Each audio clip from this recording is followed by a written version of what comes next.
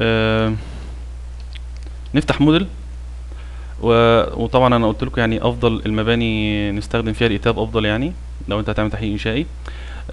زي ما قلت انا في الاول، ان انا الموضوع الاساسي ان انا هربط التصميم الاعمده مع فيديوهات الزلازل السابقه او موضوع الزلازل. فبالتالي انا مش موضوعي ان انا اعمل موديلنج، يعني انا مش مهتم ان انا اعمل موديلنج، لان طبعا في كتير غيري وناس افضل مني واقدر مني في الموضوع ده عملوا. طبعا النت مليان فيديوهات للموديلنج او تعمل نمذجه للمبنى بتاعك في برامج التحليل الانشائي. فانا هعمل حاجه كده ايه، بس مثال بسيط يعني، خلي حتى الكتاب هو اللي يعمله، انا مش موضوعي يعني زي ما اتفقنا. خلاص. نختاره فلات سلاب مفيش مشاكل. الوحدات هنا كيلو نيوتن على المتر مسطح. ناخد ديد لود 15، سوري 1.5، اللي هو 150 كيلو جرام يعني على المتر المسطح.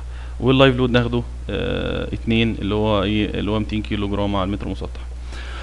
ونخلي الفلور ريجيديتي ماشي مش مشكله، الديافرام ماشي ريجيد مش هتفرق. والبيندد اللي هو القواعد بتاعتي او السبورتات بتاعتي بتاعت الاعمده من تحت اللي هي تمثل القاعده، نخليها عادي هنجد، يعني نخلي القواعد ايزوليتد مش مشكله، ونخلي الكولوم معرفه زي ما هو. احنا هنبتدي بس ايه، يعني مثال بسيط زي ما اتفقنا. وهناخد يعني خلي نمبر اوف ستوريز او العدد الطوابق نخليها واحد بس، واقول لك ليه دلوقتي واحد لما نفتح الاكسل ان شاء الله. ويعني خلاص هو عمل كريشن مع نفسه او عمل المبنى بتاعي. طبعا هو عمله متماثل باين جدا، يعني تقريبا دي الواجهه دي 24 متر والناحيه التانيه 24 متر. يعني هو مدخل اللايف لود خلاص، هو مدخل اللايف لود ومدخل الديد لود، مش خلاص مش محتاجين حاجه. طيب انا ليه عملت طابق واحد؟ نفتح الاكسل واقول لك انا ليه عملت طابق واحد. دلوقتي دي الاكسل. يعني من النظره الاولى كده يعني تبان انها كبيره قوي، وهي فعلا كبيره. 4 شيتس. اول شيتس بدايه التصميم، كل الخلق فيها الانبوت داتا بتاعتك اللي انت بتدخلها، سواء الاف سي يو والاف فيلد والكلام ده كله، واللي هي وحسابات الباكلينج هتبقى هنا. طبعا الكلام بقى ده اتكلمناه في البرزنتيشن، وقلنا بقى ايه الباكلينج وخدنا مثال على كده، وازاي نحسب العزوم الاضافيه. فالفكره ان اول شيت هو بيتكلم عن القصه دي، او هي بدايته اللي هو الموضوع ده كله. تاني شيت انا هقول عن نظره عامه عن كل ورقه وايه، وهتكلم بالتفصيل بقى بامثله دلوقتي ان شاء الله، يعني بالمثال اللي احنا هنعمله بالايتاب. تاني ورقه اللي هي تفاصيل التصميم، هتلاقي فيها الكيس 1 وكيس 2 وكيس 3 وكيس 4. 4 كيسز هم بتوعنا، تمام. اللي احنا خدناهم عادي في المثال. وجداول من الكود، هتلاقي جدول الامبريزد ستراكشر اللي هو الكي خلاص. المباني الغير مقيده والمباني المقيده، بناء على حاله الطرف طبعا هتختار الكي بتاعتك. وجدول سي 1 والجي انا حطيته هنا لان انا طبعا ايه في الحسابات المفروض ان انا ايه في سي 1 وجي بتتجاب على حسب ايه الكيسز بتاعتي، بالذات في الكيس اللي هي العزوم هي اهم قوه في القطاع يعني، فهو بيهمل البي التيمت مثلا ويصمم على العزوم. فالسي والجي بيجيبها منين؟ بيجيبها من هنا. انا خليتها تقرا اوتوماتيك يعني منها ومن نفسها الاكسل، ما تدخلهاش انت كقيم يعني وتحسبها، هو بيقراها على طول يجيب لك السي 1 ومنها الجي على طول، تمام. والحاله طبعا الطرف لو انت نسيت يعني تقدر تستخدم حاله تقرا البند هنا، ده البند كود انا كتبته هنا تاني عشان لو هتنسى حاجه. طبعا الورقه دي يعني هتبص لها امتى؟ لما يكونش معاك كود طبعا، او انت طبعا اسرع ان انت ايه وانت بتصمم عايز تجيب قيمه الكي، تروح جاي من هنا على طول ايه جايبها من هنا يعني، تمام. تالت ورقه ملاحظات هامه، وانا ملاحظات الهامه الحقيقه يعني اغلبيتها ان شاء الله هتكلم فيها وانا ايه يعني وانا شغال هنا في مثال ان شاء الله. هنا هقول لك يعني اغلب 90% من الملاحظات دي انا هقولها وانا ماشي طبعا. وهنا الايميل بتاعي للي يحب يراسلني لو اكتشف خطأ او في حاجه او عنده فكره تعديل، يعني طبعا يعني انا ارحب باي حد ويعني هتبقى منفعه عامه لينا ان شاء الله كلنا باذن الله. طيب ابتدي شرح الاكسل من الجزء اللي فوق. لو تلاحظ هنا هتلاقي في بوكس كده وفي ايه وفي معادله البي التيمت، تمام، المعادله الغلبانه اللي احنا اتفقنا عليها. وهتلاقي تحت بقى ايه فرض اسيوم الاريا ستيل، يعني عامل براكت كده. ايه البراكت ده؟ طبعا انت عشان تيجي تصمم، انا هنا في المثال اي مثال من المثالين انا صممت عليهم كنت بديك على طول ايه اكزامبل مثلا 2، كنت بديك ايه، كنت بديك على طول ابعاد يعني البعد العمود على طول في اتجاه اكس وفي اتجاه واي، وبديك كل الداتا اللي تخصه. لكن انت في الحقيقه لما هتصمم حاجه زي كده ويكون معاك بلان معماري، انت في الحقيقه مش هيكون معاك بابعاد، انت المفروض تحط الابعاد. يعني انت المعماري بيديك بلان، وانت بتوزع الاعمده بتاعتك بناء عن البلان المعماري بتاعك، وتبتدي تفرض دايمنشن. طب انت لما تيجي تفرض هتفرض ازاي؟ هتفرض اي حاجه كده وخلاص، ولا يبقى عندك يعني قيمه مبدئيه او ابعاد مبدئيه تكون مقبوله تقدر تكمل عليها التصميم وما تغيرش تغييرات كبيره فيها يعني. فعشان كده انا ابتديت بالمعادله ديت، اللي هو افترضت ان انا ايه، يعني المبنى عليه بي التيميت بس، تمام. وفرضت ان الاريا ستيل 1% من أو مساحه التسليح او نسبه التسليح هتبقى 1% من نسبه القطاع، من نسبه مساحه القطاع. وفرضتها هنا في الايه، يعني عوضت عنها ب 1% من اريا كونكريت، يعني الاريا ستيل. فبقى عندي الترم ده كله ايه، في اريا كونكريت في الطرفين. خدت الاريا كونكريت تحت اللي هي المعادله في الصف الثالث، خدت الاريا كونكريت عامل مشترك، تمام. انا هنا شارح بس انا عامل ايه يعني، مش اكتر يعني. ده بوكس توضيحي كده بس، تمام. وخدت الاريا كونكريت عامل مشترك. وطبعا ايه، هيبقى الترم عندي ايه، هيبقى عندي الترم الباقي اللي هو 0.35 في الاف اس يو زائد 0.067 في الاف يلد. وطبعا 0.067 ليه؟ عشان قسمت على 100 اللي هي 1% من اريا كونكريت، خلاص. وبالتالي اقدر اجيب الاريا كونكريت في طرف، هيبقى عندي البي التيميت على الترم اللي تحت دوت، اللي هو ايه برضو الاف يلد والاف سي يو. سميت الترم اللي تحت ده سميته اس، خلاص. فسميته انا اس يعني. وهنا الاس هتلاقيها هي بقيمه هنا. طبعا اول ما اتعوض على طول اوتوماتيك على الايه، على الاف سي يو. ومعلش انا الوحدات هنا شغال كيلو جرام سنتي، وبالنسبه يعني الاف يد والاف سي يو شغال طن للاوزان او للاحمال الراسيه، والعزوم برضو متر طن. للاسف يعني، وده عيب فيا ويمكن انت لاحظتها وانا بحل هنا المثال. يعني انا كنت عمال اقول ام التيميت بيساوي 2000 كيلو نيوتن متر يعني 200، وهنا اقول لك ايه البي التيميت 800 يعني 80 طن. انا بحس الارقام بالطن اكتر حقيقه، وحتى الاريا ستيل بحسها بالسنتي اكتر من الملي.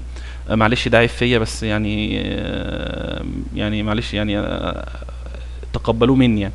الحقيقه الاكسلايه دي انا عملتها وانا طالب في الكليه. الجزء الاولاني او الجزء المهم فيها انا كنت عملته في، يعني الجزء الاغلب فيها عملته وانا طالب في الكليه. زي ما قلت لكم دكتور احمد موسى لما قال اللي ما يعرفش يصمم اعمده ما يشتغلش في التصميم. وانا كنت حابب اشتغل في التصميم، فرحت رايح بقى ايه سخن بقى، وقلت اعمل اكسل بقى. يعني ايه اللي ما يعرفش يشتغل في تصميم الاعمده مش كيمياء، انا هعمل اكسل بالقصه دي يعني. وابتديت اطور فيها مع الوقت لغايه ما وصلت للوضع الحالي يعني، تمام. فطبعا ايه زي ما قلت لكم، اول ما عملتها على الطن ومشيت على كده، فخلاص يعني معلش نيوتن مليمتر. انا عارف ان الكود شغال وحدات نيوتن مليمتر، بس معلش يعني مش تفرق كتير، هي وحدات في الاول والاخر يعني. المهم فرضت طبعا هتدخل الاف اس يو. كل الاصفر ده طبعا انبوت داتا، كل الخلايا الصفر دي انبوت داتا، ماشي. الاف اس يو هتدخلها، والاف اللي بتاعتها كيلو جرام سنتي. الاس اوتوماتيك هتتجاب زي ما اتفقنا من المعادله هنا، اللي هي الايه، اللي هي 0.35 في الاف اس يو زائد 0.067 في الاف يلد هو الاس. وطبعا دي هتبقى وحدته كيلو جرام سنتي برضو، يعني المفروض وحدته كيلو جرام سنتي. اوتوماتيك هو المفروض يحسب الاريا كونكريت بتاعتك بتساوي ايه، البي التيميت على الترم اللي هو الاس ده. طبعا احنا ما دخلناش اي حاجه بالنسبه للاوزان او بالنسبه للاحمال الراسيه، فخليك بس عارفها كده دلوقتي لغايه ما ايه، ما نخش كده قدام ونعرف احنا بنجيبها ازاي. الاتش فلور اللي هو ارتفاع الطابق، اتش اف اللي هي الاتش فلور ارتفاع الطابق بالسنتيمتر زي ما قدامك كده، ادخله بالسنتي. الدي للبيم او السلاب. طبعا يعني الكمر المتصل مع الاعمده ديت، او السلابه لو هي فلات سلاب يعني بالسنتي دبسها. والحقيقه هنا يعني انا طبعا انا حاولت بقدر امكاني يعني اعتبر ان الكاميرا ثابته، بفرض ان احنا مثلا بنستخدم دبس الكاميرا ثابت او يعني ثابت على كل الفلور. وده طبعا صعب يحصل يعني، ممكن تغير دبس الكاميرا عادي خالص، مش شرط يعني. بس يعني انت ممكن لو حطيت نحطها افريج مش مشكله. طب هي داخله في ايه اصلا الدبس الكاميرا او السلاب؟ داخله في الاتش نود. الاتش نود اللي هي ارتفاع العمود بتاعك. زي ما قلت، في ناس بتاخده من بطن الكمر، يعني تاخده الكلير من بطن الكمر العلوي لغايه التوب الكاميرا السفلي مثلا.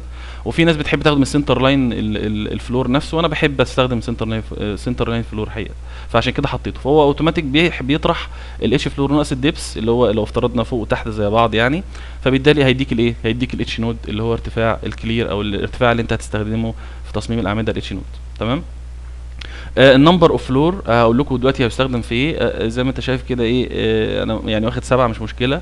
هقول لكم كمان شويه هيستخدم في ايه. طيب نخش على الجزء اللي جنبه. اللي هو ايه اكس دايركشن. لو تلاحظ هنا في اكس دايركشن واي دايركشن وبوكس، وبعد كده تختار بريزد وان بريزد، وتحت تختار بريزد وان بريزد. ولو تلاحظ لو بريزد هتلاقي اللامدا شورت واللامدا لونج اللي احنا اتكلمنا عنها بقى، ويرجع للورا، ارجع للشرح ورا بتاع التصميم نفسه الجزء النظري. لو تلاحظ اول ما تختار هتلاقي 15 و30 اللي هو القيم اللي هيقارن بيها العمود اللامدا بتاعته اللي هي سواء شورت ولا لونج. والامبريز ده هتلاقيه غيرها 10 و23. طبعا الكلام ده مش محتاج نشرحه تاني. وهنا البريزد برضو الامبريزد برضو عمل نفس القصه. طبعا المفروض القيم دي هيقارن بيها ويقول لك العمود بتاعك ده لامدا، لامدا بتاعته شورت ولا لونج، او العمود بتاعك دوت مسموح بيه او غير مسموح بيه او انصيف كمان. لو هو مثلا اكبر عدى ال 30 وعدى ال 23 اللي هي القيم ديت يعني اللي هي بتاعت اللونج. تمام.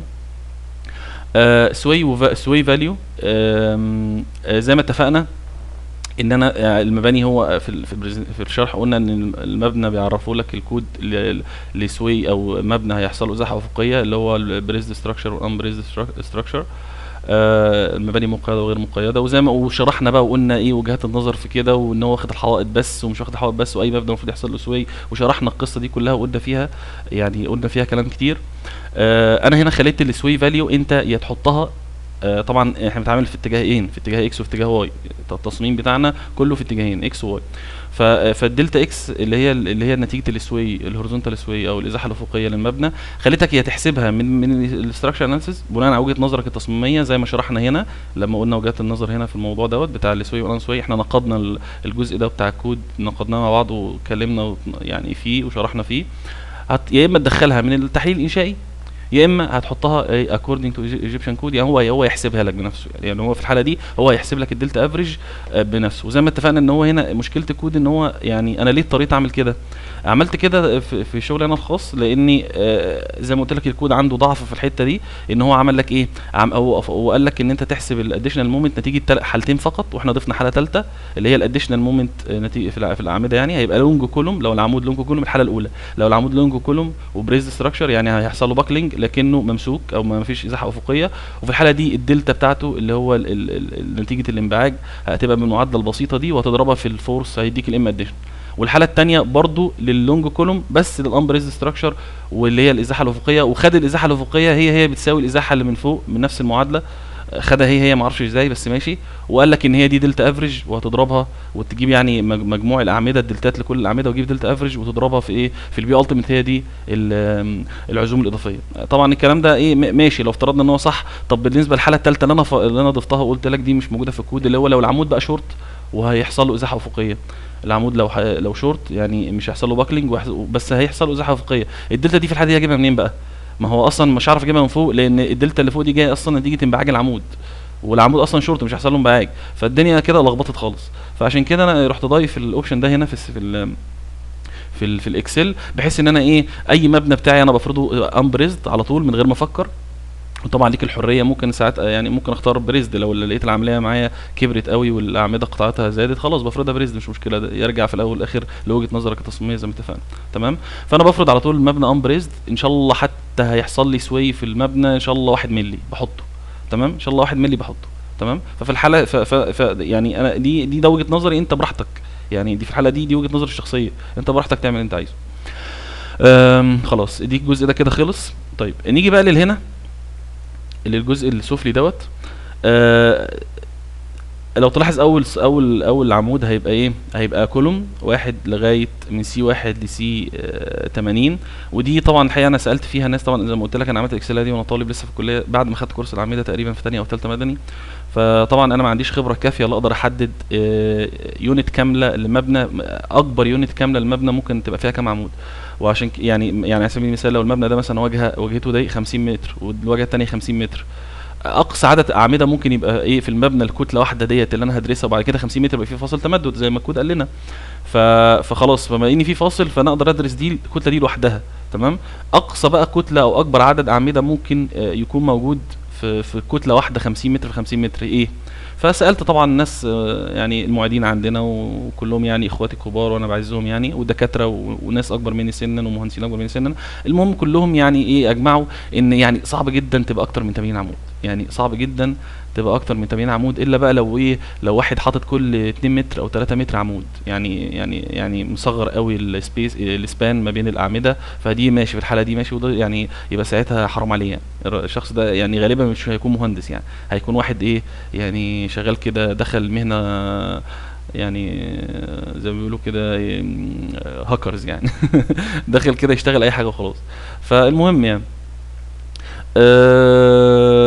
طيب بالنسبه للاعمده خلاص احنا وصلنا ل 80 عمود، يعني قلنا اقصى عدد، ودي وجهه نظر يعني وجهه نظر ناس كتير يعني في الشغل، في اللي اشتغلوا في المجال ده يعني مجالنا التصميم. الكولوم لوكيشن، طبعا ده مكان العمود، يعني العمود كورنر، عمود ايدج زي الاثنين دول، او عمود داخلي، انت بتحددها هنا في الاكسل. وتقول والله انا عندي العمود ده سي واحد ده في البلان بتاعي، والله ده انترنال او كورنر او ايدج، تختار من كل ايه، من لكل عمود تعرفه. ودي بتفيدك في ايه؟ بتفيدك جوه ان هو بيعرف لك او بيعمل لك ليميت للاريا ستيل ماكسيموم اللي انت هتستخدمها في العمود، زي ما اتفقنا ان الكود قال لك ان العمود الداخلي 4%، والعمود الايدج الطرفي 6% ماكسيموم، اقصى نسبه تسليح تقدر تحطها في القطاع. او عمود كورنر اللي هو ايه الداخلي الطرفي 5، والكورنر لو الزاويه 6%. تمام، 4 و5 و6%. فدي بس اختيارك ليها بيحدد بعد كده اللي هو ايه، اللي هو نسبه التسليح الماكسيموم اللي هتستخدمه. طيب سمشن رياكشن، انا كنت قلت لك ايه يعني يعني لما كنت بشرح الموديل قلت لك اقول لك ليه انا يعني هنختار طابق واحد بس في الموديل الاول، او نختار دور واحد. الحقيقه اغلب المهندسين، تعالى بقى نقسم دي كده نصين عشان يعني احنا هنحتاجهم الاتنين مع بعض سايد باي سايد. طب ليه كده؟ ماشي مش مشكله، فهمه تقيل شويه. طيب انا ليه قلت لك هنا هنختار دور واحد مش هنختار عدد؟ يعني مثلا لو اخترنا السبعه مش مشكله، نختار 7 ادوار يعني لما نعمل 3 دي موديل. بس ليه في الاول خدت دور واحد؟ يعني احنا واحنا طلبه غالبا ما كنا بنحل الدور بنحله مانيوال، ونقسم بقى البلاطات، يعني اللي هي الشبه منحرف والمثلثات والكلام ده كله. طبعا ايه يعني انا الكلام ده نسيته طبعا، بس يعني بحاول اتذكر معاكم. وتبتدي بقى ايه توزع بجداول كيرشوف ولا ماكسويل ولا في جدول تالت كده ملوش اسم. وتدرس بقى الكاميرا لو في كاميرات، وتصمم الكاميرا على الشير والتورشن والعزم، وتعكس الرياكشنات بتاعت الكاميرا على الاعمده. فانت مثلا لو تدرس العمود ده، يبقى الكاميرا دي لما درستها جبت الرياكشن بتاعها، والكاميرا دي لما درستها جبت الرياكشن هنا، مجموع الرياكشنين هنا هو البي التيميت بتاعت العمود. وتصمم العمود او مش تصمم العمود، يبقى انت عندك فورس واحده لدور واحد، تضربها في عدد الادوار تجيب البي التيميت الكليه، او تجيب الفورس الكلي او الوزن الكلي للعمود نتيجه الادوار كلها. تمام. هو ده اللي انا عملته هنا، عملت سمشن رياكشن والبي التيميت. السمشن رياكشن ده المفروض تحله طبعا، اللي انا بقوله ده المانيوال ده دلوقتي في ناس بتستخدمه، احنا لما كنا طلبه بنستخدمه طبعا مجبرين عشان خاطر هنمتحن فيه كده.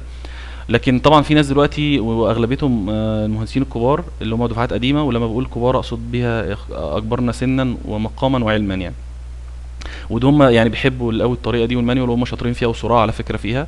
ف هم بيحلوا بقى الحاجات دي برضو مانيوال، ويحبوا ايه يعني يشتغلوا بالرياكشنز بتاعه الاعمده، ويبتدوا يفرضوا ابعاد مبدئيه ويعملوا 3 موديل. يعني القصه دي في يعني، وانا وعلى فكره ودلوقتي كمان ناس كتير وانا منهم لما باجي اصمم سقف بروح واخده الاول درس ال 2 دي الاول، يعني طابق واحد، واصمم البلاطه بتاعتي، وبعد كده ابتدي بقى ايه اعمل ال 3 دي موديل بتاعي يعني. هو يعني تصميم مبالغ فيه او زياده شويه، بس مش مشكله.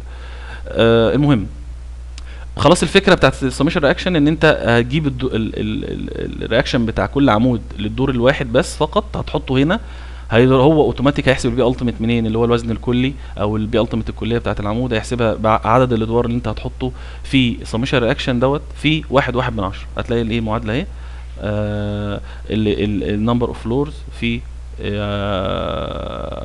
عدد الادوار في 1/1/10. تمام. طيب طيب المفروض ان هو يعني انا كده طبعا ايه يعني نخش على طول بقى في الرن، يعني نطلع قوه بقى، بلاش نقعد يعني نشرح كده نظري، يعني نطلع بقى الايه الارقام. احنا خلاص احنا اوريدي خليناه عرف كل حاجه ودخل اللود تقريبا، مدخل اللود خلاص. احنا نرن على طول الفايل عشان نطلع بقى فورسز، ونشتغل بقى ايه يعني بحاجه حقيقيه بارقام حقيقيه يعني. مثلا نسيف ديسكتوب، نيو فولدر. ونسمي ده ايه ستارت مثلا.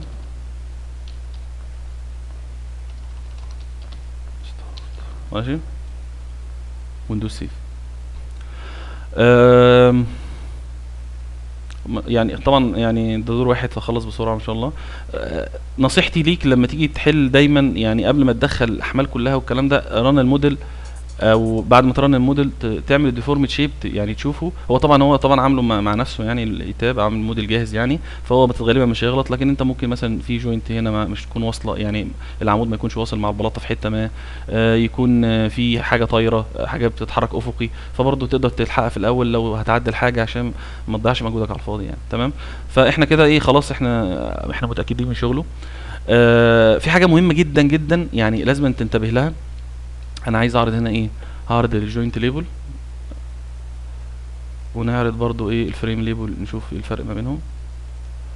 طيب وتعالى ناخد الاعمده كده لوحدها، عشان انا عايز ايه اوريك حاجه مهمه. احنا عندنا كام عمود؟ عندنا 16 عمود. ماشي. في حاجه مهمه جدا جدا لازم تنتبه لها وانت بتصمم، ان انت لما تطلع الاحمال بتاعتك وتحطها في الاكسل، لازم تتاكد مليون في الميه، او تكون يعني ايه واخد بالك من حاجه، ان لازم رقم العمود هنا يقابله رقم العمود في الاكسل. يعني الفرصه اللي هتطلعها من هنا البي التيميت سي هنا 30 طن، المفروض تخش هنا في رقم ايه العمود سي 1 30 طن. يعني نفس الترقيم العمود هنا اللي هو في الموديل، نفس يكون نفسه في الاكسل شيت، عشان انت هتاخد اصلا يعني قيم من هنا في اكسل شيت وتحطها هنا في الاكسل بتاع تصميم الاعمده. فتكر قوي بالحته دي عشان ما تاخدش عمود، او تاخد احمال عمود تحطها في حته غلط، يكون مثلا هنا سي 1 تروح حاططها في سي 7 وانت مش واخد بالك. فيعني خلي بالك قوي من الحته دي بالذات لما تتعامل ايه، لو هتتعامل مع الموديل والاكسل مباشره. تمام. لكن لو انت ممكن واحد يقول لي والله لا، انا بحب اعمل سكتش كده على جنب مثلا البلان المعماري بتاعي، ارقم ترقيم للاعمده، لو ده افترضنا ده البلان بتاعك المعماري على ورقه كده خارجيه او لوحه خارجيه، وهقعد ارقم بقى كل عمود واكتب على كل عمود بي التيميت بتاعته والام اكس والام واي وخلاص، وانا اطلعها من الموديل كده. انا راجل احب يعني اشتغل بمزاج يعني براحتي، فخلاص ماشي از يو لايك براحتي. بس طبعا لازم تلتزم بالترقيم بتاعك للاحمال، ايا كان بقى في سكتش او خارجي او لوحه خارجيه او هنا في الموديل، لازم تلتزم بالترقيم بتاع العميده، هو الترقيم اللي هنا، عشان ما تلخبطش الدنيا. يعني ما تعكسي بقى الدنيا وتدخل الام اكس بقى غلط والام واي غلط والبي التيميت تبقى غلط، العمود ترقيمه غلط، وتيجي توقعه في الاخر على البلان بتاعك اللي هو الشغل الفاينل اللي هو تطلع اللوحات الانشائيه بتاعتك، تحط عمود تسليح وابعاد غير اصلا اللي داخل في التصميم. تمام. فدي حاجه مهمه جدا جدا لازم تاخد بالك منها. طيب انا كده خلاص، انا على طول مباشره اروح مطلع رياكشنات، شو تيبلز، اناليسيز، لود كيسز. تمام. لا مش لود كيسز، ريزلتس، وندوس ستراكشر فريم ريزلتس وكله خلاص. لو تلاحظ هنا البي كيلو نيوتن. معلش نقفل تاني ان انا شغال طن. ماشي شغال طن، فنختار ايه طن. ماشي مش مشكله، ونرجع تاني ديسبلاي، شو تيبلز، كولوم فورسز.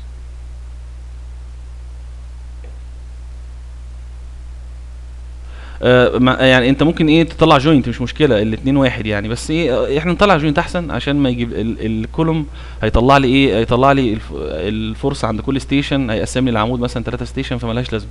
فاحنا نطلع احسن جوينت، نشتري دماغنا.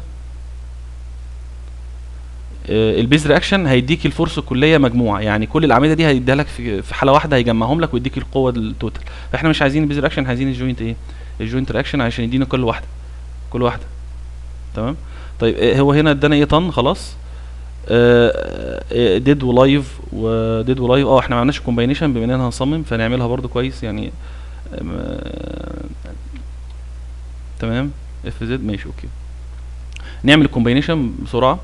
احنا المفروض ان انا الكومباينيشن بتاعت الكود المصري يعني انا مش فاكرها الحقيقه، لان انا شغلي كله كود امريكي. اللهم صل على السلام. تقريبا 1 و4 ديد، لان الامريكي 1 و2 الديد صح، 1 و2 4 ديد لود. معلش خليها كابيتال، انا بحب الكابيتال. زائد 1 و6 اللايف لود. تمام. انا فاكر هي كانت كده فعلا، هتبقى 1 و4 وندوس اد لايف لود 1 و6. تمام كده. تمام اوكي. ونسيف عشان الكومبينيشن ما تروحش، ونروح ايه ديسبلاي تاني. وريزلتس جوينت ماشي.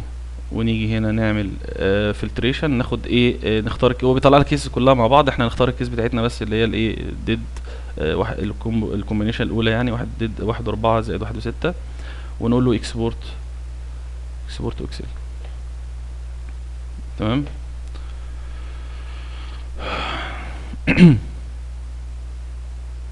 طيب طبعا يعني احنا الشير مش محتاجينه، الاف اكس والاف واي اللي هو الشير في اتجاه اكس واتجاه واي احنا مش محتاجينه، فنعمل له هايد.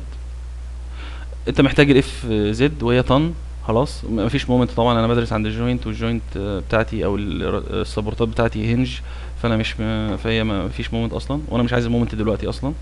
فاختار كنترول سي، الوحدات بالطن يعني خلي بالك عشان تيجي ايه نحطها هنا بايه. تمام كده خلاص اوتوماتيك زي ما انت شايف كده ايه، راح هو جامع ضرب السمشن رياكشن في العدد الطوابق في 1/1 اداك الايه، اداك البي التيميت هنا. تمام. اوتوماتيك برضو هتلاقيه حسب الاريا كونكريت. اريا كونكريت جت منين؟ الابعاد المبدئيه اللي انا هشتغل عليها الابعاد اللي هي اللي انا هبتدي اعمل عليها 3 دي موديل. اصلا انا بعمل كده عشان اعمل 3 دي موديل بتاعي، لان هنا في الموديل هو اوريدي نقفل دي مش محتاجينها خلاص. هنا في الموديل اوريدي هو عمل الموديل بتاعه، فرض ابعاد اعمده. ولو لاحظت عملنا اكسترود فيو، لو عملنا اكسترود فيو اف 4 عشان اندر فورمن شيب، ونروح دايسين هنا الاكسترود، هتلاقي اعمده صغيره جدا. طبعا مش مستحيل تكون الاعمده كلها تبقى زي بعض لو انت تعمل تصميم يعني. وهو فرض مع نفسه، احنا ما عدلناش حاجه، احنا عايزين رياكشنات فقط. تمام. عشان نبتدي بقى ايه نعدل القطاعات دي وندخل كل عمود بالقطاع اللي يستاهله بناء عن القوه اللي عليه يعني. تمام. فاوتوماتيك هو هنا بيحسب اريا كونكريت من البي التيميت على اللي هو قيمه اس ديت. تمام. المعامل اس اللي هو جاي من المعادله دي. تمام. اللي انا فرضته يعني بيساوي المعادله دي. خلاص اوتوماتيك بيديك الاريا كونكريت عفوا ايه بالسنتيمتر المسطح. ماشي. هتيجي انت عايز ايه، هتلاقي خانه اللي وراها انيشال دايمنشنز وشوزنج دايمنشن. انيشال دايمنشن اللي هي الابعاد المبدئيه، والشوزنج اللي انت هتختارها بقى. يعني انت ممكن يطلع لك بعد صغير، انت يعني بالحسابات يطلع لك مثلا ايه، لو فرضنا اول بعد 30 هتلاقي الناحيه الثانيه مثلا لو جاب لك هنا مثلا 5 سم هتاخدها 5 سم، لا مش هتاخدها 5 سم، فانت هتختارها مثلا 30 في 30 مثلا يعني. فالشوزنج ده هو اللي داخل في الايه في الحسابات. الانيشال ده بيديك بس الابعاد المبدئيه اللي انت على اساسها هتختار هتاخدها ولا مش هتاخدها، يعني تاخد اكبر منها او لا، او ممكن تاخد اصغر منها كمان. لو خاطر لو المعماري قال يعني كان مقيدك شويه بابعاد معينه هتصغر العمود شويه وتشوف هيطلع لك سيف ولا انصيف في التصميم يعني. طيب المهم طبعا انا هنا عامل ايه زي حمايه للخليه، بحيث ان انت ايه احنا عارفين اقل قيمه 20 سم. تمام. للعمود بناء عن شرط الكود، وارجع الجزء النظري اللي شرحناه. ممكن انت ايه قلت غلطت وكتبت 15 هيروح باعت لك رساله على طول يقول لك في معلش في حاجه غلط، رقم صحيح ولا يقل القيمه عن 20 سم. معلش سنتي هو بعد لما بتكتب عربي وتحط انجليزي بيحط لك الانجليزي في الاول، ما اعرفش ليه يعني، بس مش مشكله. المهم ان هو يعني انا عامل الحمايه بحيث ان انا وانا شغال طبعا ممكن ما اكونش واخد بالي من حاجه وكلنا بنغلط، فهو ايه ينبهني على طول، يقول لي والله في كذا خلي بالك، يبعت لي رساله ينبهني يعني انا بعمل ايه وماشي صح ولا غلط. طيب احنا يعني يفضل بما اننا احنا مش هنستخدم حوائط في المبنى، وكل يعني كل الاعمده دي بتاعتي، يعني انا مش هشيل حاجه واحط عمود يعني في الموديل، فخلاص يعني يفضل يبقى اقل بعد الاعمده عندك 30 سم يعني يفضل يعني. طبعا وكله بالحسابات، يعني انت عايز 20 سم ماشي خلاص هتحط 20 سم وتسيف وباكلينج وتسيف وكل حاجه وتشوف مفيش مشاكل، ليك الحريه يعني براحتك. المهم لو احنا وحدنا بقى البعد 30 في اتجاه اكس، طبعا زي ما انت شايف كده انيشال دايمنشن احنا اتفقنا ورا في الشرح ان احنا بنتعامل مع ال اكس وال واي، انسى بقى خالص موضوع البي والتي بتاع الكود ده خلاص انساه، احنا ال اكس وال واي، بعد العمود في اتجاه اكس وبعد في اتجاه واي. فهنا ال اكس هنفرضها يديك ال واي على طول. لو خلينا بقى كل ده 30 سحبنا كده الخلايا دي كده لغايه 16 عمود بتوعنا، هتلاقي ايه جاب لك على طول ال واي. ولو تلاحظ ال واي متقربه رقم صحيح لان انا مقرب، يعني انت لو قسمت فعليا بالاله الاريا كونكريت على البعد ال اكس هيديك ال واي، هتلاقي ال واي كسر، فانا مقرب هنا لاقرب 5 سم ماشي، لاقرب 5 سم عشان تنفيذ يعني. طيب اول حاجه بقى تبص عليها، احنا المفروض ان احنا خلاص احنا كده جات لك ابعاد تقدر تحطها في الموديل هنا. الفكره بقى ان انا ايه الابعاد دي هاخدها كده ولا ابص عليها بصه، لازم تبص عليها بصه. ليه؟ لان انا مثلا هتلاقي 30 في 40 خلاص عمود 30 في 40 و30 في 80 30 في 80 30 في 40 30 في 185 30 في 185 ده شرط الكود واوعى تنساه اول واحد عشان ما تمشيش وانت يعني ناسي الشرطين دول وانت تكون بتصمم حيطه على انها عمود وهي اصلا حيطه. ان هو الكود قال لك ان ايه ان البعد العمود لازم يعني البعد الكبير يعني يكون اقل من او يساوي 5 مرات الويتس خلاص، وارتفاعه نفس القصه. فخلي بالك بقى من الحته دي ان انت محتاج هنا ان انت تشوف الرقم ده تشيك عليه، اللي هو البعد الثاني اللي انت لو هتدخله هنا في الشوزنج، هل هو موفي عمود، العمود ده هيبقى عمود ولا هيبقى حيطه بناء على ابعاده. فباين جدا جدا يعني ان ايه ان هنا ال 185 دي اللي هي اكبر من 5 مرات البعد الصغير اللي هو ال 30، لان ايه 30 في 5 ب 150 سم، وال 185 اكبر طبعا، فدي حيطه. فالحاله دي ان انت هتعمل ايه؟ لا هتكبر البي بقى عشان ايه تعمل بالانس او تعمل توازن ما بين البعدين يعني. فلو خدناها 40 سم هتلاقي الناحيه الثانيه 140. طب ما 40 دي لو ضربناها في 5 مرات هتبقى كام؟ هتبقى 200 سم. طب 200 سم اكبر من 140 يبقى كده مش حيطه، يبقى ده كده اقدر اعتبره كعمود، يبقى كده اقدر اعتبره عمود. طب وبالتالي الناحيه الثانيه برضو ايه ال 185 الثانيه برضو نفس القصه، وهتلاقي هنا برضو في 185 سم، نختار ال 40 سم الاكس بتاعتها هتحول ل 140 كده تمام. 80 80 80 او 40 و80 تمام كده. كده تقدر كل ده تعتبره كل الابعاد دي تقدر تعتبرها عمود يعني وتشتغل عليه. طيب الشوزنج دايمنشن، انت ليك بقى الحريه من البدايه ان انت يا تستخدم الابعاد دي خلاص في التصميم، يا اما تختار ابعاد تانية. عايز تكبر تروح بقى المعماري تفرض العمود بتاعك وتشوف والله ينفع ال 80 دي هتبقى خارجه بره، لا داخله جوه، دي مبوظه لي شباك هنا، لا صغر العمود هنا شويه براحتك تمام.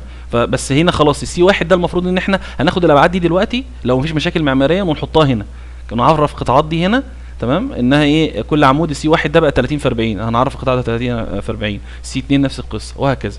نلغي بقى الانديفورمد شيب تمام. كده خلاص انا هفترض ان انا خلاص هشتغل على الابعاد دي مش هغير فيها، هفترض يعني. فهنروح عاملين ايه فاكين بقى الحل ده، ونروح عاملين معرفين قطاعاتنا اللي هي ديفاين فريم سيكشنز تمام.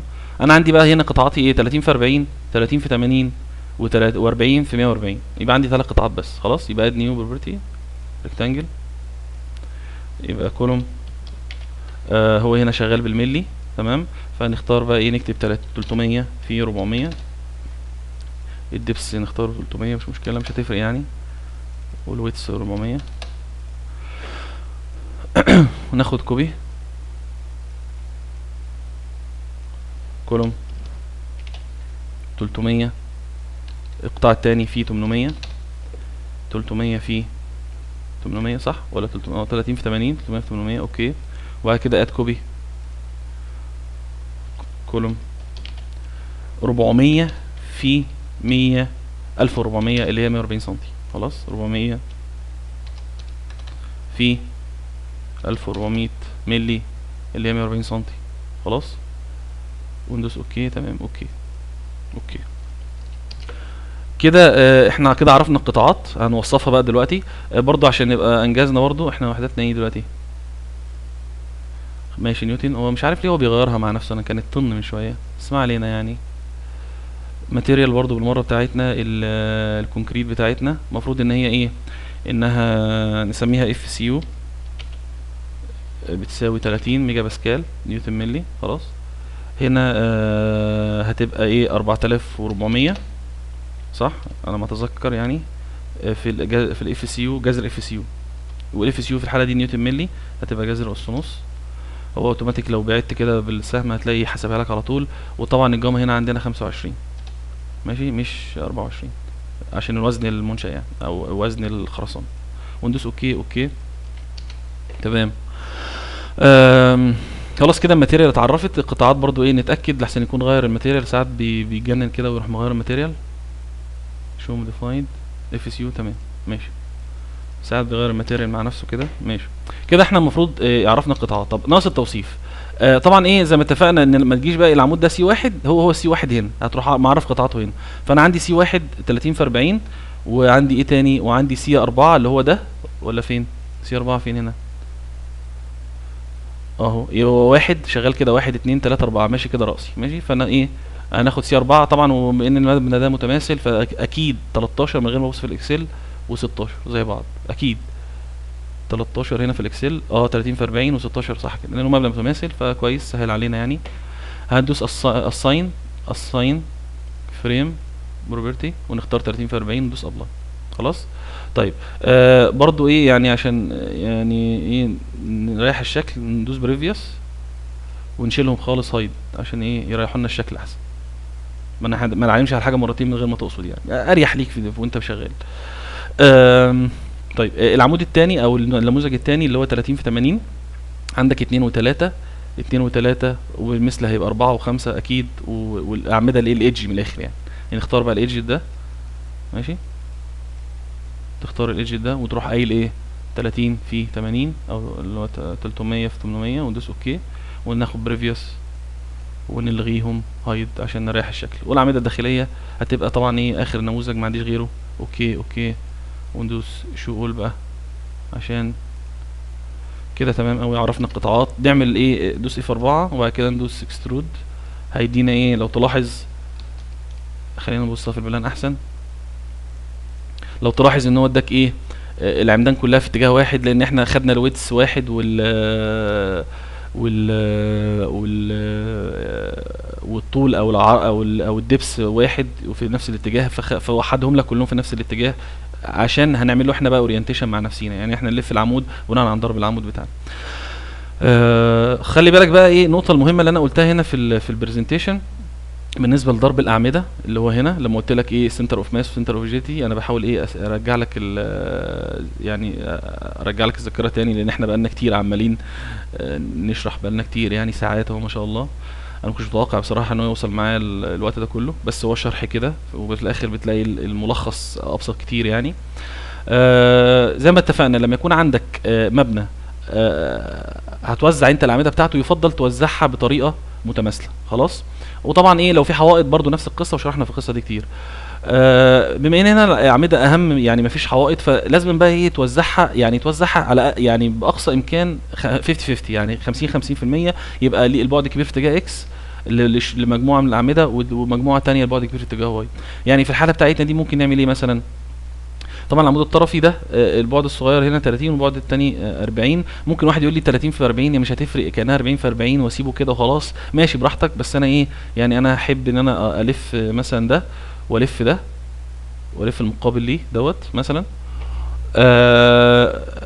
دي ده كنموذج اول، يعني نموذج اول اللي هو سي واحد، واحب مثلا الف ده والف ده ماشي عشان اعمل توازن، يبقى الاثنين دول فوق، واللي هو 10 11 و6 لفوق البعد الكبير، و7 و10 هيبقوا البعد الكبير في اتجاه اكس، هلفهم دلوقتي. ومثلا نلف دول ونسيب اللي على جناب دول زي ما هم كده خلاص. يبقى احنا كده عملنا توازن 50 50 ان شاء الله كده، يعني انا اعتقد 50 50 يعني نص الاعمده ملفوفه في اكس ونص الثاني في الايه في الواي. طيب نختار اللوكال اكسيس ونختار او لوكال اكسس ونختار 90 درجه نلفهم ابلاي اوكي. هتلاقي طبعا ايه لفه، واللوكال اكسس بقى معانا هنا الثلاثه اللي هو المحور 3 الازرق، اللوكال اكسس بقى في اتجاه اكس خلاص، عكس الايه عكس الاعمده اللي هي مثلا زي ده، زي ايه زي 6 مثلا، ده 6 اللوكال اكسس 3 بقى في اتجاه واي تمام. طيب كده المفروض ان انا يعني خلاص انا كده لفيت الاعمده بتاعتي، المفروض ضرب الاعمده مظبوط، ندوس في 4 ندوس اكسترود خلاص كده مظبوط. طيب انا كده ناقص لي ايه في الموديلنج؟ انا بعمل دلوقتي 3 دي موديل خلاص عشان ايه ابتدي بقى ادخل الاحمال الافقيه والكلام ده كله. بما ان احنا اخترنا شوزنج هنا تمام، ولفيت الاعمده هنا خلاص وضربت الاعمده ضرب صحيح، المفروض بقى تدخلها في الشوزنج، يعني تدخلها في الخانه هنا في الاكسل في الشوزنج مظبوط ماشي. فمعلش ايه نجيبها تاني ايه 2 دي ستوري دي ماشي. انت خلاص بقى انت بعد الاختيار، انت هنا كنت ابعاد مبدئيه مش داخله في الحسابات اصلا، او مش يعني انت ممكن ما تاخدهاش في الحسابات، بس احنا هناخدها في الحسابات. طيب إيه الشوزنج بقى لما تدخلها ما تدخلهاش بقى ايه زي ما هي ال اكس في ال اكس والال واي في الاتجاه في ال واي، لا انت شوف بقى العمود انت لفيته فين بقى في البلان تمام. ما يعني اوعى تغلط في دي. يعني العمود الاولاني هو السي اللي هو واحد تمام، ان هي جوينت واحد، يعني المفروض ان انت ال اكس 30 هتتحط هنا الاكس ايه ال اكس هنا بقت 40 مش 30 خلاص، فتحط هنا 40 والناحيه الثانيه تحط 30 سوري تحت، انا نزلت تحت يعني هي المفروض تبقى فوق تمام. ده السي واحد. السي 2 فوقيه السي 2 ال اكس فين؟ ده زي ما هو مش مشكله ما غيرناهوش خلاص. السي 3 فوقيه 30 البعد الصغير في اتجاه الاكس اللي هو 30 والبعد الكبير في اتجاه الواي 80 خلاص. خلاص بقى انت هتمشي كده ايه عمود عمود. طبعا الترقيم هنا لما انت هتبقى شغال بقى موديل بقى بتاعك ومعماري بتاعك شغال انت مشروعك يعني، طبعا الترقيم ده يختلف تماما يعني، بس هو هنا عشان مثال بسيط فماشي كده بالظبط يعني، ماشي رأسي ترقيم تسلسلي مظبوط يعني. فسي 4 هنا هيبقى 30، والبعد الصغير 30 زي ما هو عامل ما لفناهوش خلاص. تيجي هنا مثلا ايه في الخمسة البعد الكبير هو في الاكس اللي هو 30 عكس ما احنا عاملين في الاول ماشي. وبعد كده الستة 30 برضو زي ما هو عامل 40 بقى في 140 اللي هو العمود الكبير تمام.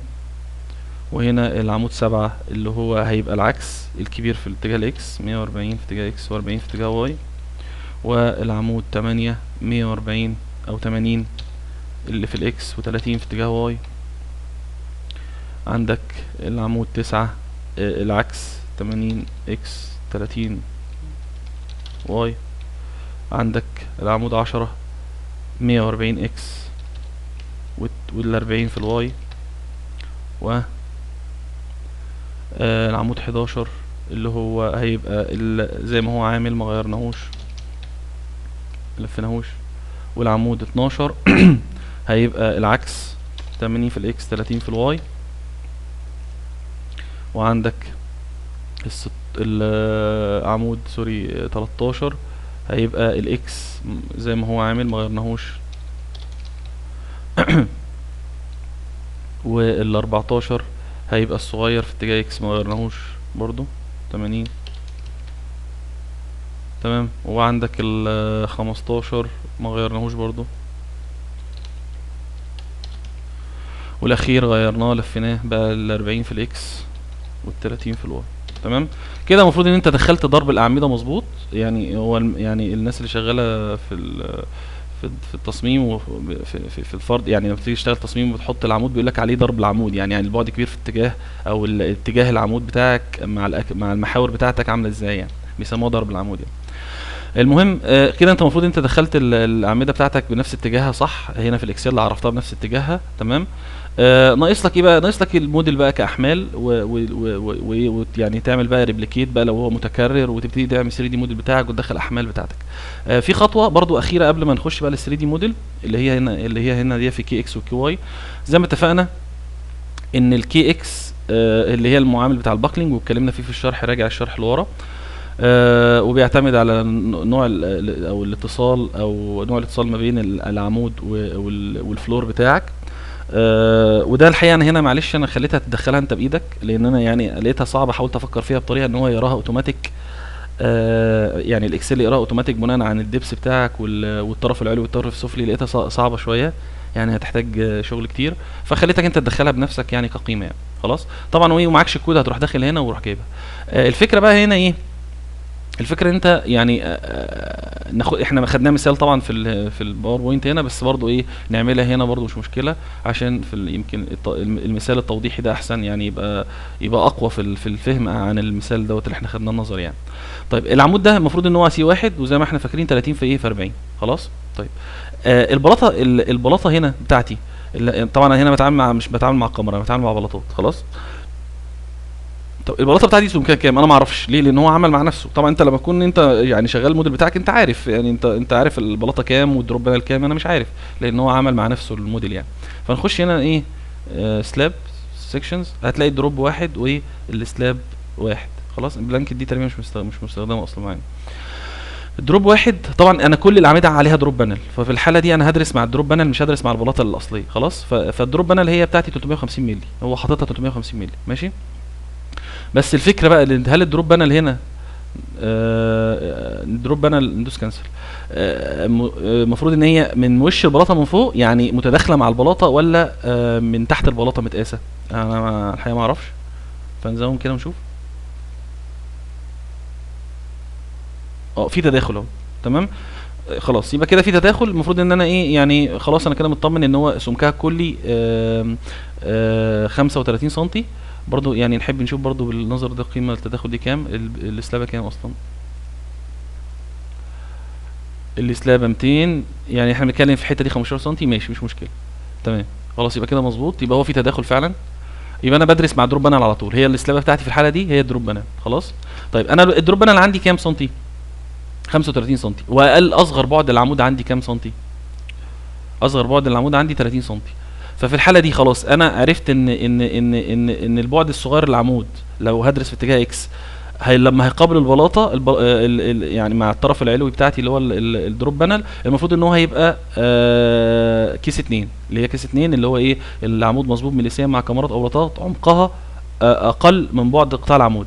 ده لو ايه، لو العمود بعده كبير، لو انا بدرس العمود بعده كبير في اتجاه اكس مثلا، والبلاطه عندي سمكها 25 سم والعمود مثلا 60 سم او 80 سم زي ما معانا هنا، يبقى دي حاله 2. طب لو العكس، لو اصغر، لو العمود 30 مع البلاطه ال 40 او البلاطه 35، يبقى حاله واحد اللي هي ايه، فيكسد، اللي هو البلاطه او الفلور عامل ايه، عامل فيكسيشن للنقطه اللي فوق خلاص.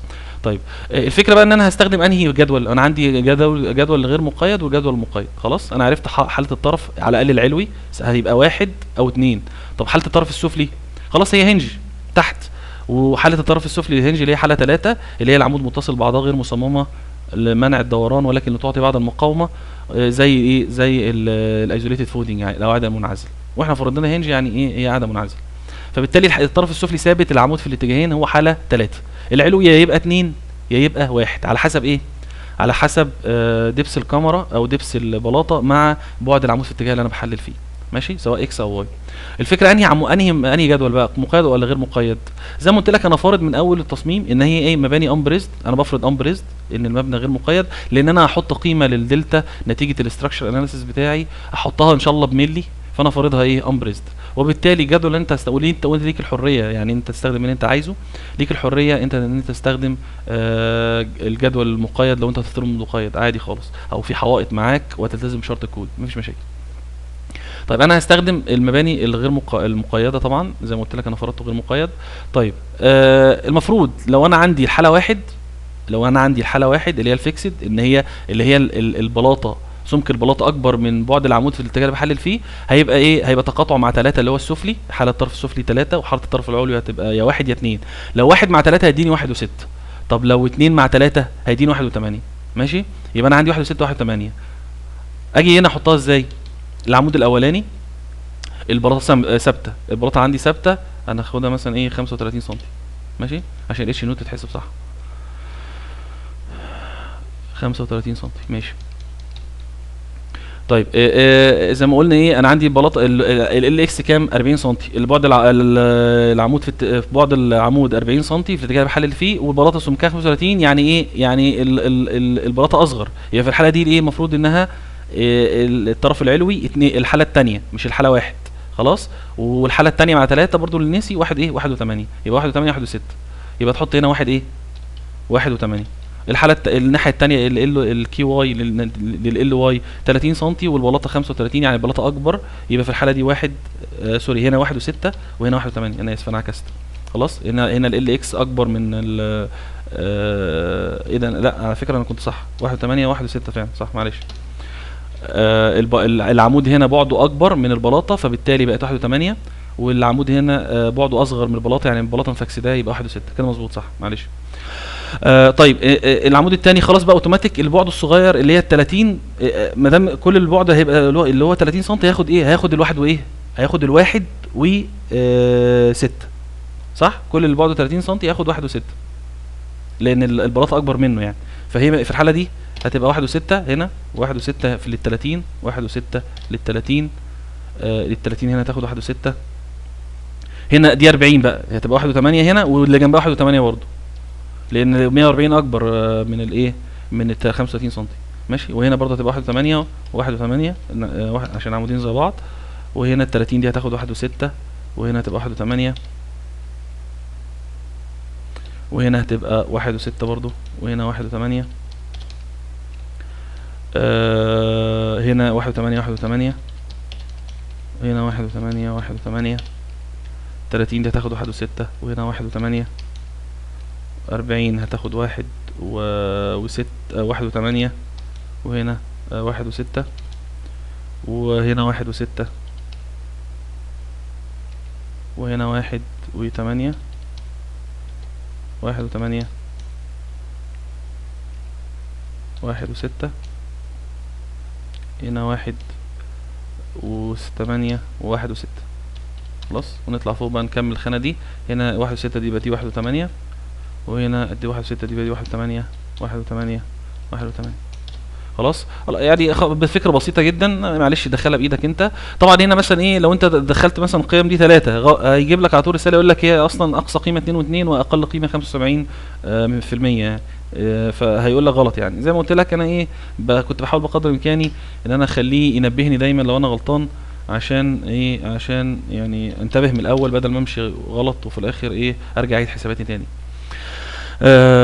خلاص 1.6 1.8 زي ما اتفقنا بناء على حاله الطرف كده تمام. اوتوماتيك طبعا لما جبنا الكي من الاتش نود، كلام بقى نظري راجع النظري، من الاتش نود مع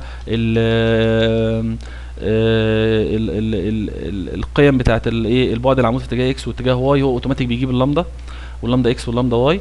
وزي ما انت شايف كده ايه، اللامدا اكس مثلا هنا القيمه قارنها طبعا 13 و19، تقارنها مع مين؟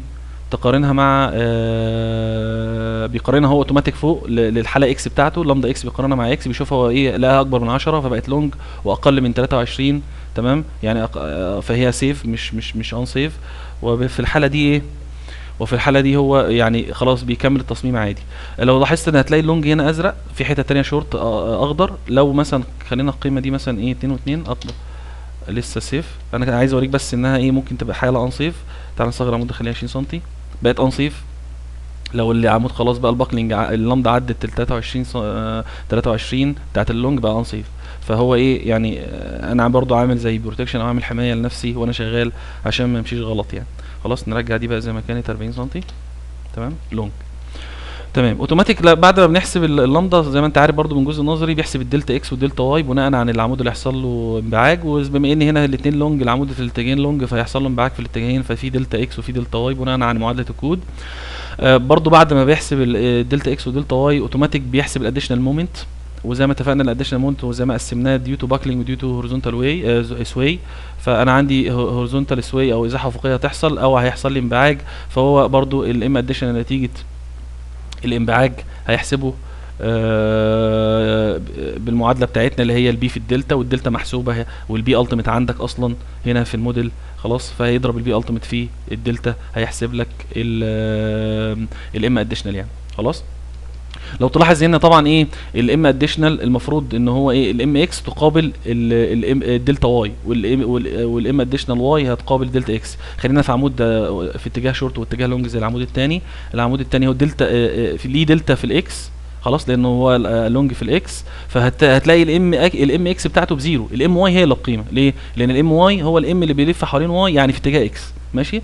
الكلام اللي احنا قلناه في النظري وراجع جزء النظري. طيب هوريزونتال سواي احنا ما دخلناش اصلا قيمه للدلتا عشان يحسب الهوريزونتال سواي. طبعا الهوريزونتال سواي دي بيحسبها منين بقى؟ يعني بيجيب قيمتها منين؟ الفورس في الام في الدلتا السواي اللي انت هتحطها هنا اللي هي محسوبه من الايه من التحليل الانشائي. واحنا بما اننا احنا لسه ما عملناش 3 دي موديل ودخلنا ايرث كويك او دخلنا اي احمال افقيه، فالخطوه دلوقتي ان احنا نعمل ايه 3 دي موديل بتاعنا في الايتاب يعني. خلاص طيب ببساطه بقى ايه انا خلصت يعني انا خدت اللي انا عايزه من الموديل دوت ك 2 دي، وضربت الاعمده، عملت ضرب الاعمده في الاتجاه المظبوط يعني، وعملت الاورينتيشن بتاعت الاعمده. خلاص اعمل بقى ايه ريبليكيت. المفروض اعرف الاول ايه، المفروض ان انا اعرف تقريبا ستوري الاول. معلش انا مش شغال مباني بقالي فتره يعني شغلي اساسي كباري، ف يعني انا شويه ايه بطيء في الايتاب وبالذات الجديد لان انا ما احتكتش فيه كتير يعني. انا عندي 7 ادوار زي ما احنا خدنا هنا 7 فلور، فعندي 7 بلاطات ماشي. عمل لي هو ستوري، وناخد بقى كنترول ايه وبعد كده كنترول ار ونختار الستوري بتاعتي، خليه يعمل لي ريبليكيت ل 7 ادوار ماشي كده تمام قوي. ممكن نلغي جوينت بقى عشان ايه شكلها بقى مش ظريف حقيقه، كل ما بتكتر كل ما بتبقى بايخه ماشي اوكي تمام. طيب كده احنا المفروض ان انت الموديل بتاعك خلاص يعني. طبعا احنا بنعمل يعني موديل سريع فمعلش يعني اعذرونا زي ما قلت لكم مش موضوعي ان انا اعمل ايه موديلنج يعني مش قصتي. طيب في قد يعني واحد يقول لي طب ما القص بقى احنا المفروض نقص كل دورين ماشي، برضو انت بقى في شغلك الحقيقي يبقى قص كل دورين يعني، برضو اعذرني عشان الوقت احنا بقالنا ساعه بس ولسه ما خلصناش نص الاكسل حتى. فيعني انت بقى مع نفسك بقى بتعمل قص بقى وتعرف قطاعات بقى العمود اللي هو 30 في 40 ده هتقصه مثلا يبقى 30 في 30 بعد دورين، تعمل قطاع ثاني 30 في 30 وتعلم على العمود في الجزء اللي فوق دوت اللي هو السي واحد مثلا وتبتدي تقص براحتك بقى يعني عيش حياتك يعني. فهنا بس ايه يعني مشيها كده يعني معلش. طبعا انا شايف هنا هنجات فوق اهي، هو لما عملت الريكيت كرر الهنج اللي تحت دي، فنروح عاملين ايه، عاملين كده. لا كده احنا ممكن نكون علمنا حاجه من تحت، نعمل كده وندوس اساين. معلش نلغي الاول اكسترود بس برضه، ونعمل اساين تو جوينت ريسترين وايه، ونختار جوينت، نلغي الهنج ونخليها جوينت خلاص، وندوس سيف. كده المفروض ان هو الهنجة اللي فوق خلصت، ماشي تمام. برضو بعد يعني احنا لسه ايه، في حال ممكن حاجه ناقصه في الموديلنج، الدايفرامات تعالى نعرض الدايفرام كده ونشوف. فعلا هو عمل دايفرام للدور الاول بس، اللي هو اللي اتعمل في الاول خالص، فخلاص خليها اوكي ماشي مش مشكله. نعلم كده على كله وندوس اساين شيل دايفرامز دي واحد ابلاي اوكي. هتلاقي ايه الدايفرامات ايه ظهرت اهو في كل دور، ماشي. نلغي بقى الشكل العنكبوتي ده، مش ناقصه وجع عين يعني، نلغيها دايفرام خلاص. هو في ايه ابلاي، لازم اف 4، لا حول ولا قوه الا بالله، ماشي. طيب المفروض ان كده ايه، الموديل بتاعي كده خلص كتوصيف، ناقص الاحمال. طبعا احنا عرفنا المفروض الديد واللايف ماشي.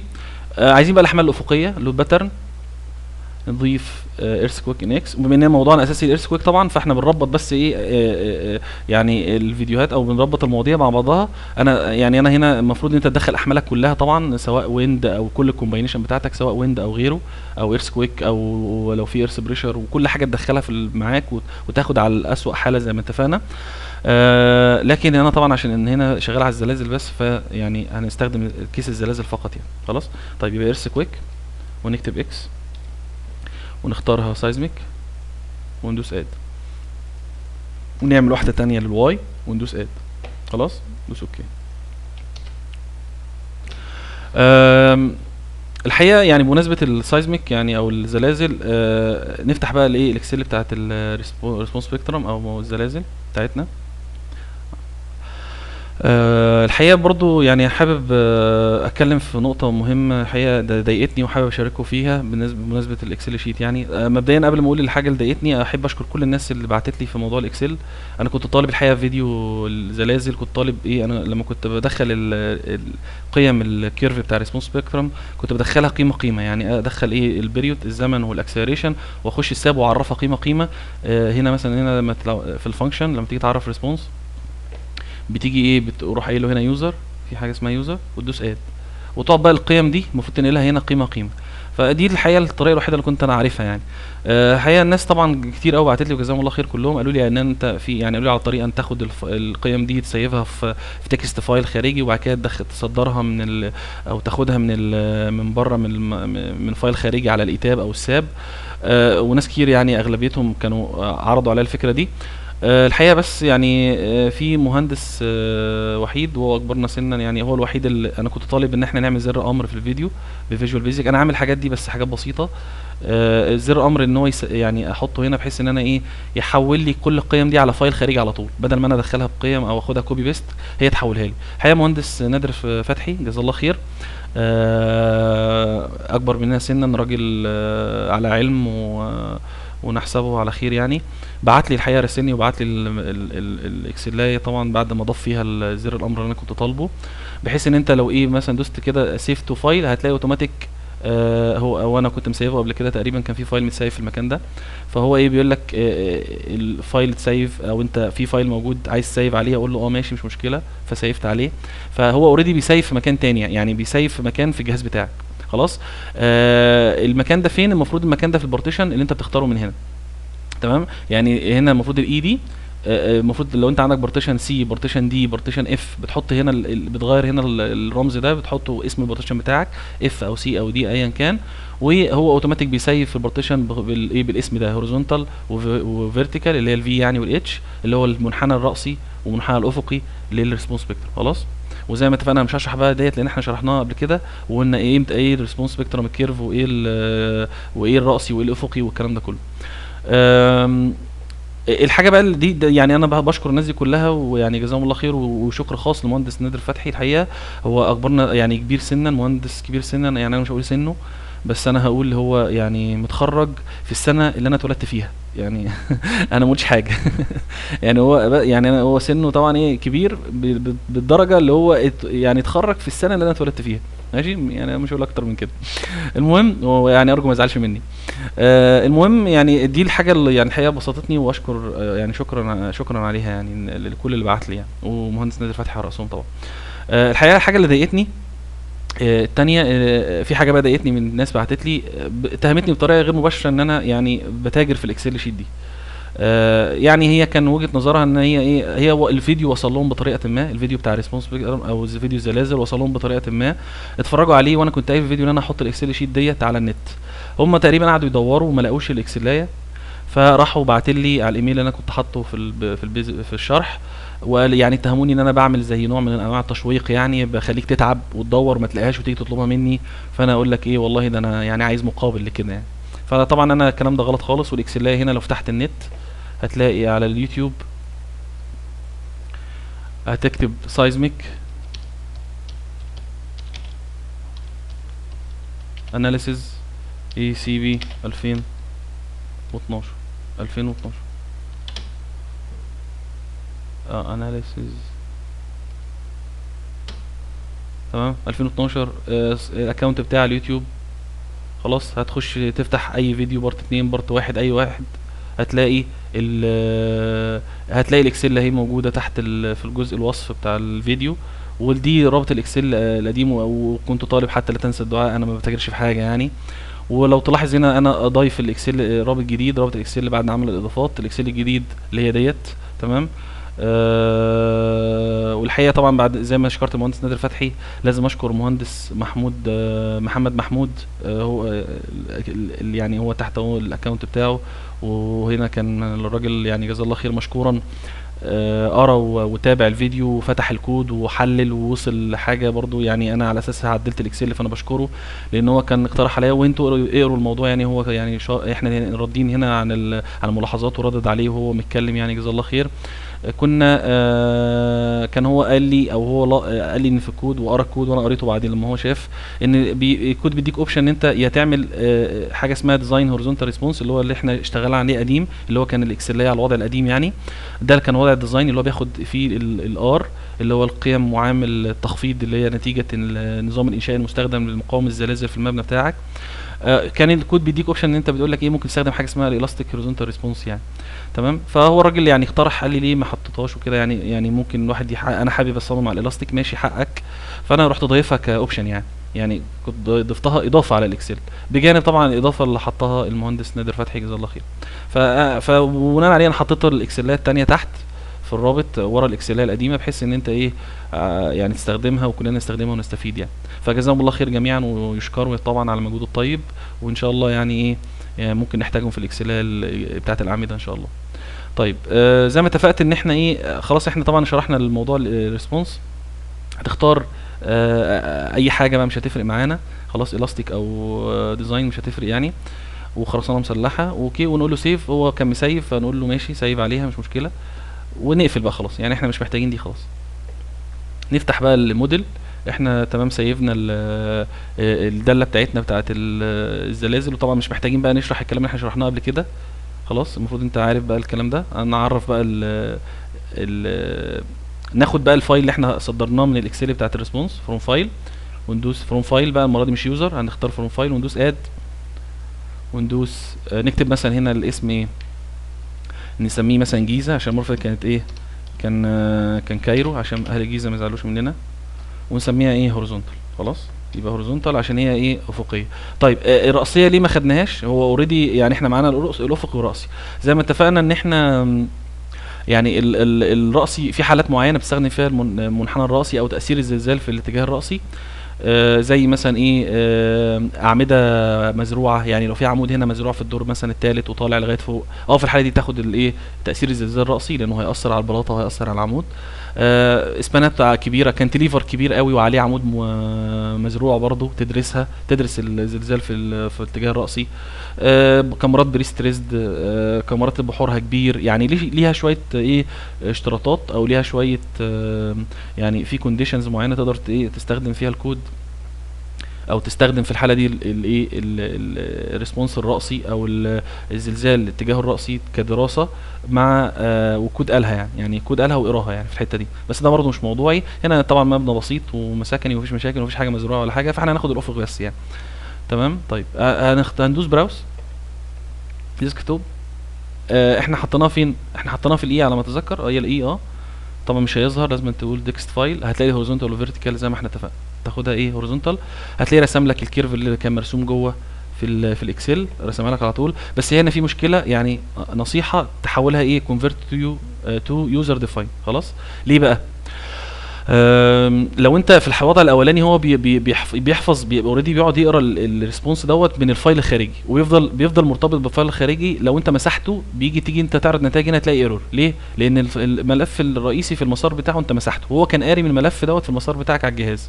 لما انت بتحول ليوزر هو بيخزن القيم دي هنا، بيحولها هو بقى لايه لقيم داخليه عنده في البرنامج. تمسح بقى انت الفايل من بره ما تمسحوش مش تفرق معاه، هو خلاص احتفظ بالقيم هنا. فلو انت ما عملتش كده زي ما قلت لك، الفايل لو مسحته هيعمل لك ايرور. الفايل لو مسحته من مسار المشروع او مسار الفايل نفسه بره على جهازك ايه بيمسح لك النتائج ويعمل لك ايرور. خلاص فده كده افضل يعني. خلاص اوكي. طيب احنا كده عرفنا الداله بتاعتي او الريسبونس بتاعي.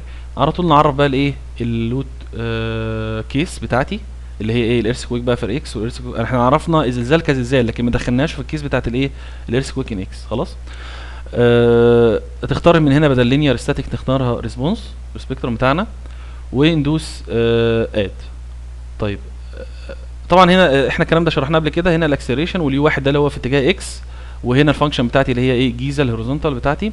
وهتلاحظ هنا كتب لك سكيل فاكتور برقم كبير قوي. خلاص 9806. طيب انا معلش انا هقفل دلوقتي هرجع لها تاني واقول لك 9000 دي جت منين. ده معناه ايه السكيل فاكتور ده الرقم الكبير ده معناه ايه؟ معناه اليونت بتاعتك بتاعت الاكسلريشن بالمليمتر مش بالمتر. خلاص انا اوري لك الاول اثبت لك ان هي بالمليمتر. هجيبها لك من هنا. الاكسلريشن فين؟ ادي الاكسلريشن بالمليمتر اهو، وحدتها مليمتر على الثانيه سكوير. خلاص طب ده معناه ايه بقى؟ احنا هنحولها لمتر. ليه هنحولها لمتر؟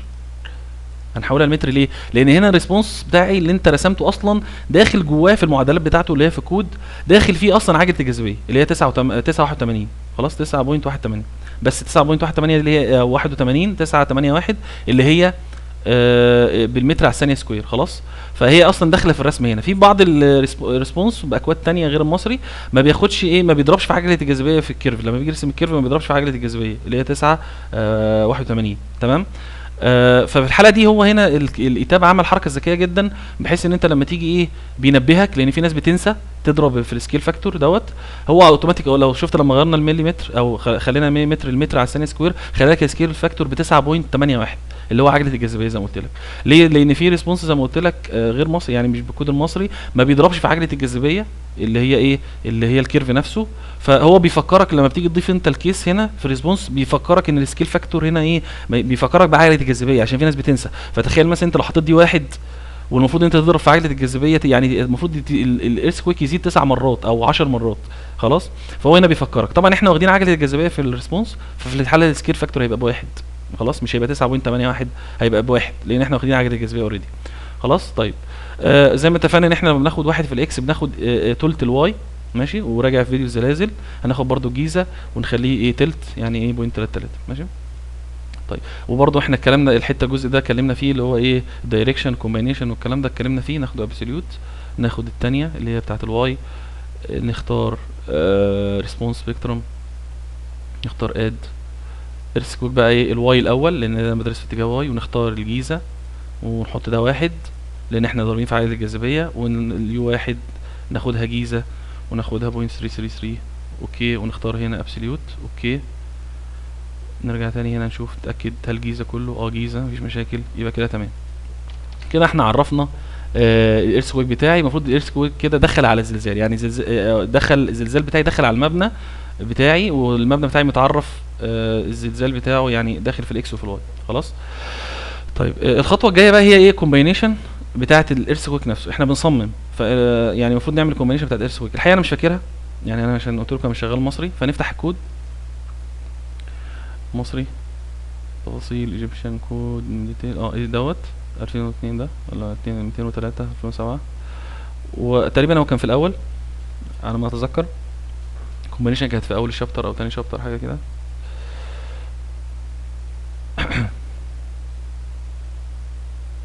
اهي تمام تمام. اللي هي اليو اللي هي او الالتيميت بتاعه الريسبونس او الزلازل بتساوي 1.12% في الدي ديد لود زائد الالفا في ال زائد الاس.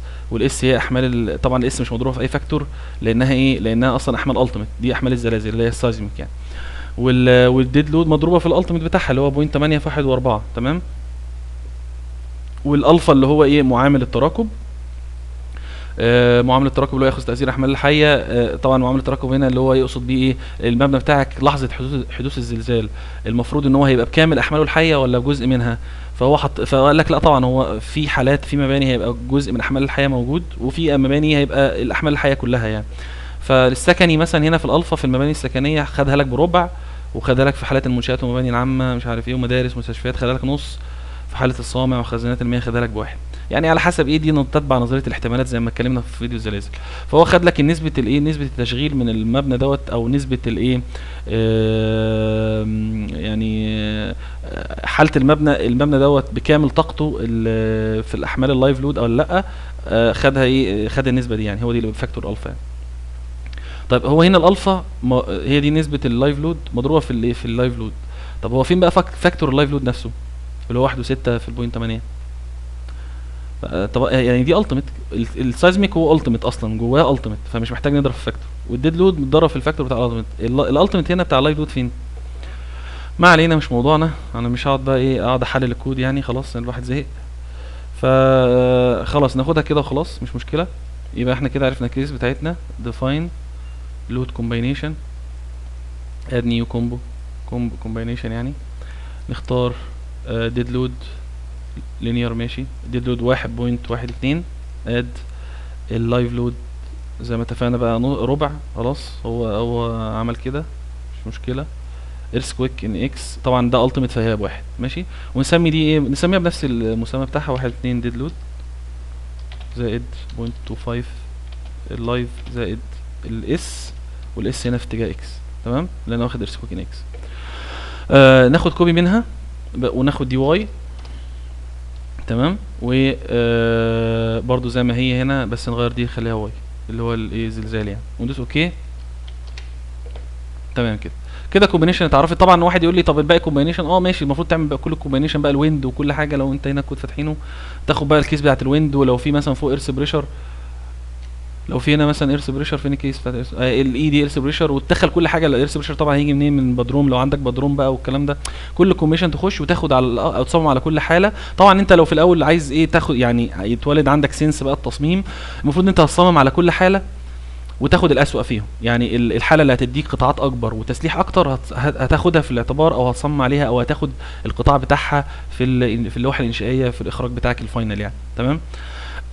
لكن يعني انا بقول لك يعني لو مع الخبره ومع الوقت يعني بعد ما تلاقي عندك سنس، نصيحتي انت شوف الكيس اللي هتجيب لك اقصى مومنت نتيجه القوه الافقيه خلاص، وتصمم عليها. او مش شرط نتيجه القوه الافقيه، نتيجه اي قوه اقصى عزومه تتولد على اعمده، خدها صمم عليها وخد الكورسبوندنج البي التيميت بتاعتها او القيمه الاحمال الراسيه المقابله ليها للمومنت الاقصى يعني.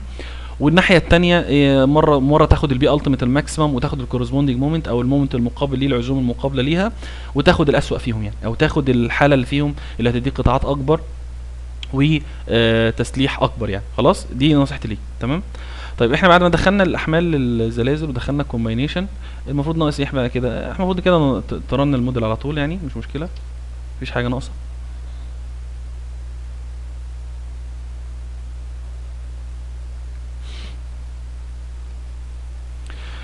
تمام زي ما اتفقنا، اول حاجه تعملها الديفورمت شيب وتشوفه في الديد لود. طبعا احنا يعني هو عامل مع نفسه، احنا عملنا ريبليكيت واللي هو يعني ما بيغلطش يعني البرنامج، احنا هو اللي عامل مع نفسه الموديل. طيب تاني حاجه تشوفها بقى الاحمال اللي احنا مدخلينها هل هي صح ولا غلط، اللي بالذات الافقيه اللي هي الايرثكويك والايرثكويك اكس وواي. فلو لاحظنا مثلا ايه حاولنا نشوف الديفورمت شيب بتاع الاكس، هتلاقي ايه؟ هتلاقي المبنى راح في الاكس اهو، انت واخد بالك من المبنى راح في الاتجاه اكس، وفي جزء من الواي طبعا. ولو خدت بصينا في القيمه هنا هتلاقي ايه؟ هتلاقي اليو اكس 30 مللي، 30 مللي، فهو ايه باين 30.8 مللي. ولو عرضتها في اتجاه الواي هتلاقي 30 مللي برضو 8 من 10 بالظبط. وده معناه ايه بقى؟ ده معناه ان ان الاستفنس بتاعت المبنى في الاتجاهين واحد، لان احنا عملنا اورينتيشن او عملنا دوران للاعمده 50 50 الاثنين زي بعض، ده واحد.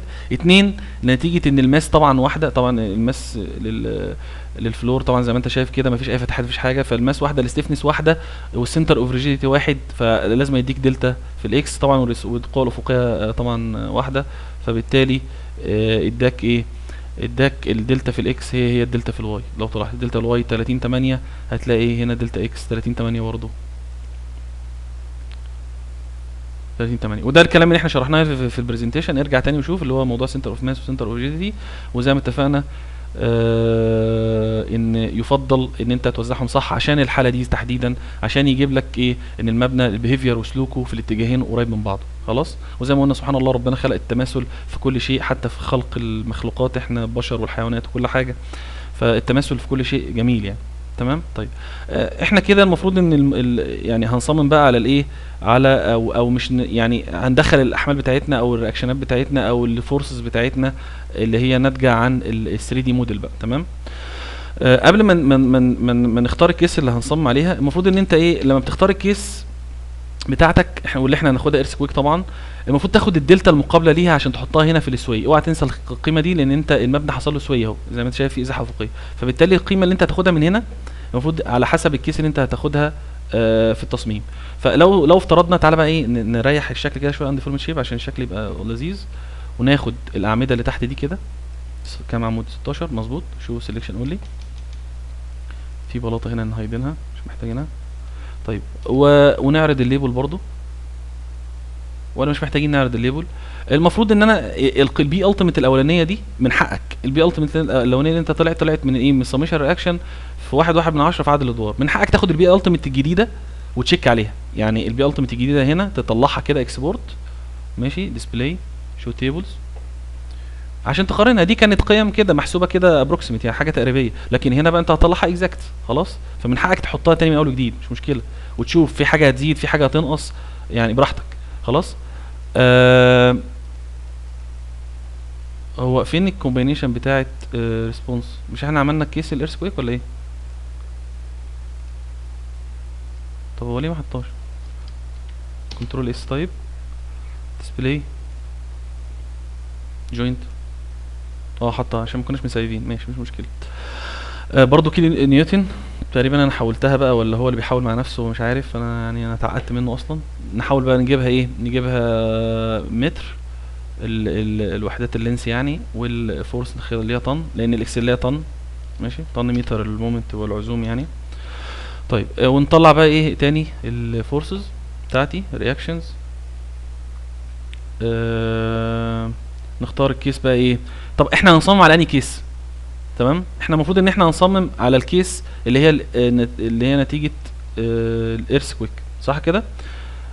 في حاجه مهمه انا نسيتها، بس انا ما نسيتهاش في فيديو الزلازل، هي مرتبطه بالزلازل وكويس انا افتكرتها دلوقتي. احنا نسينا الماس سورس اللي انا قلت لك ده في فيديو الزلازل، قعدت اقول لك اوعى تنسى الماس سورس، اوعى تنسى الماس سورس، وانا في الاخر انا اللي نسيتها. ماشي، افتكرتها دلوقتي الحمد لله. طبعا بعد ما نخلص كل حاجه لازم تعرف حاجه اسمها الماس سورس، يعني احنا ما نسيناها. الماس سورس اللي هي نسبه الكتله اللي هيستخدمها في الحسابات، اللي هيحسب منها الموديل، وراجع الفيديو بتاع الزلازل هياخد كام في المية من الماس بتاعت الكتل الموجوده عندي او الاوزان الموجوده عندي يعني. فاحنا زي ما اتفقنا الديد هناخد 100% منه لانها احمال ميته. اللايف اللي هو الفاكتور اللي هو الربع بتاع السكني اللي اتفقنا عنه هنا خلاص. فهو بما اني انا بدرس الايرثكويك لربع اللايف لود، فانا في الماس بتاعتي لازم تبقى ربع اللايف لود برضه خلاص. فدي مهمه جدا بتفرق في النتائج يعني. اوكي نسيف ونرن تاني مش مشكله، يعني جل ما لا يسوى، يعني كلنا معرضين خطأ. طيب من حاجه زي ما اتفقنا تطلع الفورسز بقى اللي هي الجديده نشوفها. ونصيحتي يعني ايه؟ طبعا ايه لما انت تصمم على الكيس الايرثكويك، لو احنا مثلا طلعنا هنا ديسبلاي واللي هو موضوعنا دلوقتي يعني اللي هو احنا هنصمم على الايرثكويك. هنختار مثلا كيس ايرثكويك ان اكس، ماشي، كيس ايرثكويك ان اكس مثلا يعني. نصيحتي ما تطلعش الفورس بتاعتها وتصمم عليها دلوقتي، انت واخد بالك؟ يعني ايه، احنا الاول عايزين نشيك على الفورس دي بناء عن البي التيميت اللي هي اقصى بي التيميت. يعني احنا بي التيميت دي المفروض انها او الكومبينيشن دي جايه منين؟ من 1 و4 ديد لود زائد 1 و6 لايف لود، صح؟ اللي هي الكيس دي نعمل لها فلتريشن معلش، ونقارن بيها الاول القيم دي، القيم اللي هي ايه؟ اللي هي سميشن رياكشن في 1/10 في الايه، في عدد الادوار. خلاص، لو تلاحظ هنا هتلاقي ايه؟ الاف زد اهي، هتلاقي الكيس اللي هي 1 و4 ديد مع 1 و6 اللايف للعمود اللي هو رقم 1، خلاص، اللي هو ليبل 1 اللي هو سي 1 يعني، جايب 137 طن، في حين ان هو كان جايب هنا بالمعادله التقريبيه بتاعتنا انا ضربنا في 10% كان جايب 143 طن. فده يعتبر ايه، قريب من بعضه جدا طبعا. العمود الثاني جايب 298، هنا جايب 296، فالقيم ايه، قيم مقبوله يعني. فانت ممكن ايه تروح ايه تروح مصدر الكلام ده بقى تاني بالراجع، تعال نصدره برضو ماشي مش مشكله، لان هو ده الاكزاكت اصلا، ماشي، ده الاكزاكت، نصدره كده الاكسل. هو تحت هنا نورت اهي، يعني في اكسل جديده. احنا مش محتاجين الشير في الاكس وفي الواي، هايد. طبعا انت ايه الاف زد بتاعتك اللي هي ايه، اللي هو الرياكشن بتاعك هو مدولك بالموجب كويس وبالطن طبعا الوحدات، ونروح واخدينها كده كنترول سي. طب انت هتاخدها هنا تحطها في البي التيميت؟ لا، ما بلاش نبوظ المعادله بقى هنا، ما هنا المضروبه في المعادله، نعكسها بقى. يعني نعمل ايه، خانه هنا بتساوي اللي هي البي التيميت دي، البي التيميت على افتح قوس 1/10 في عدد الادوار اللي هو السبعه. بالراجع احنا عشان نجيب سميشن رياكشن، خلاص، يعني احنا عملناها بالراجع بالعكس، ونختار كنترول سي، ونيجي هنا في سميشن رياكشن نحطها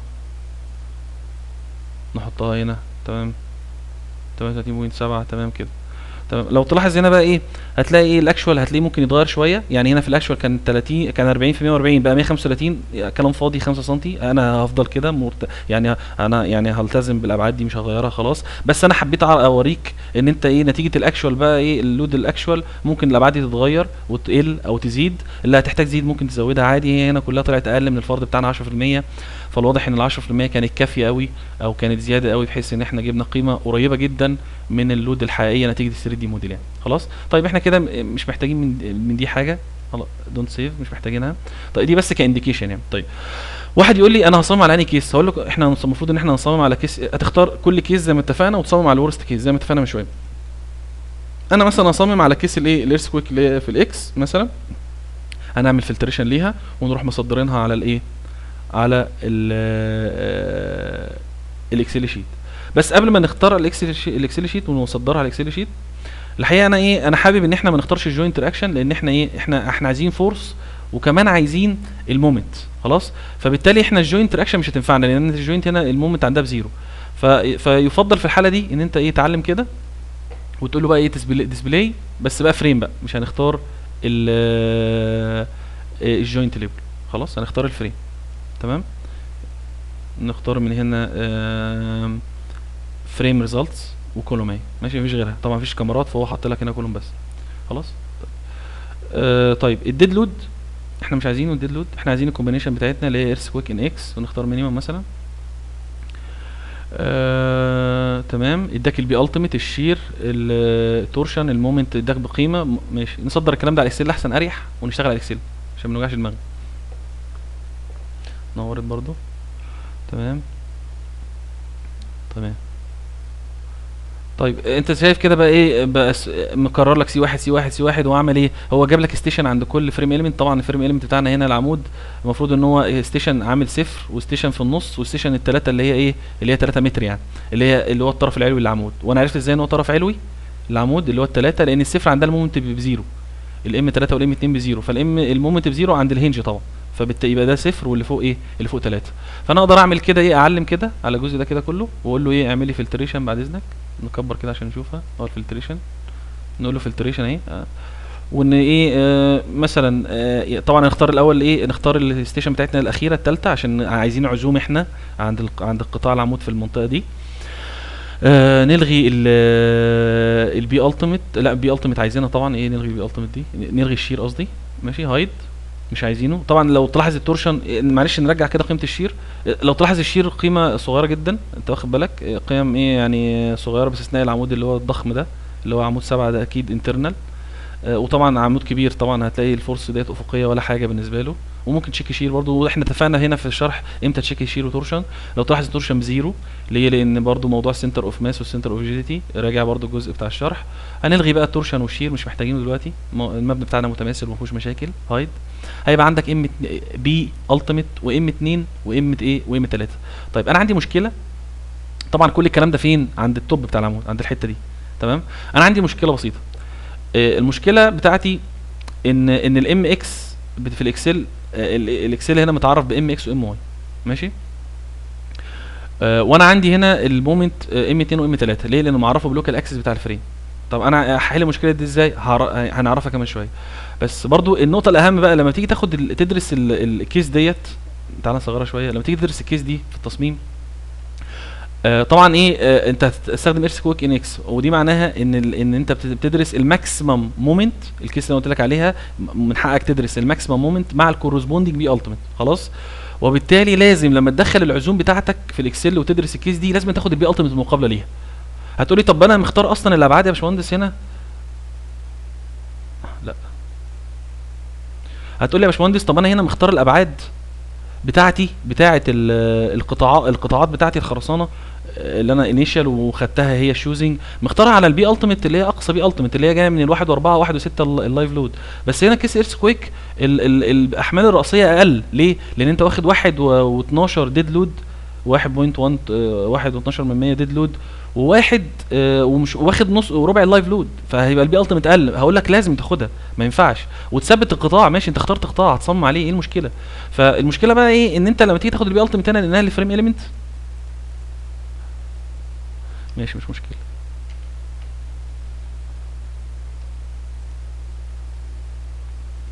المشكله هنا لما تيجي تدرس البي التيميت او تاخد الفورس الجديده بقى، عشان انت هتدرس على الكيس دي اللي هي الايرث كويك ان اكس، هتاخدها ايه هنا بالسالب، هتبقى بقيمه بالسالب. فانت اوتوماتيك لازم انت ايه تاخد ابسوليوت، لان هنا في الميليمتر بيطلع لك بالسالب مش الجوينت، عكس الجوينت.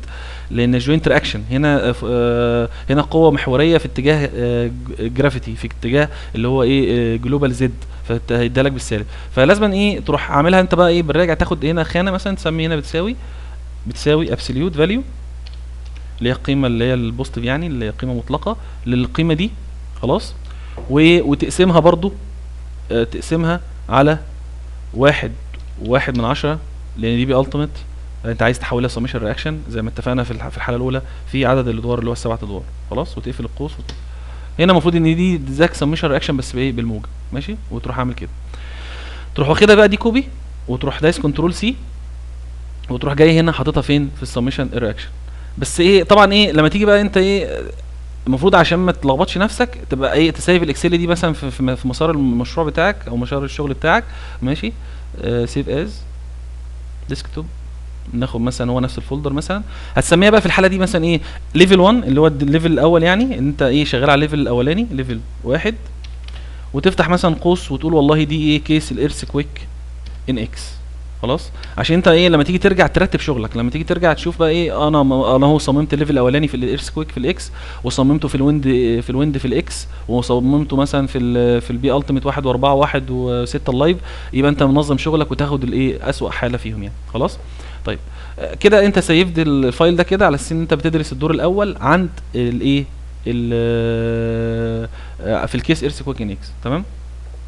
ودخلت البي التيميت مقابله ليها، لان البي التيميت ديت بتاعه الكيس دي هي اللي داخله في الحسابات، مع انك اخترت الابعاد بتاعه كيس اللي هي الاولانيه اللي هي 1 و4 ديد زائد 1 و6 لايف، مش مشكله.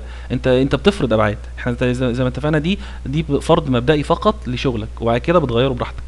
طيب لما دخلنا البي التيميت الحقيقيه بتاعه الكيس اللي احنا بندرس فيها، خلاص، اللي هي هتبقى اقل طبعا بي التيميت اصليه، ولو تلاحظ هتلاقي الابعاد قلت، هتلاقي 30 في 80 بقى 30 في 60، هتلاقي ال 40 في 140 بقى 40 في 90، خلاص مش مشكله ولا الهوا ولا كانك شايفها، خلاص. طيب احنا كده المفروض دخلت الفورس صح.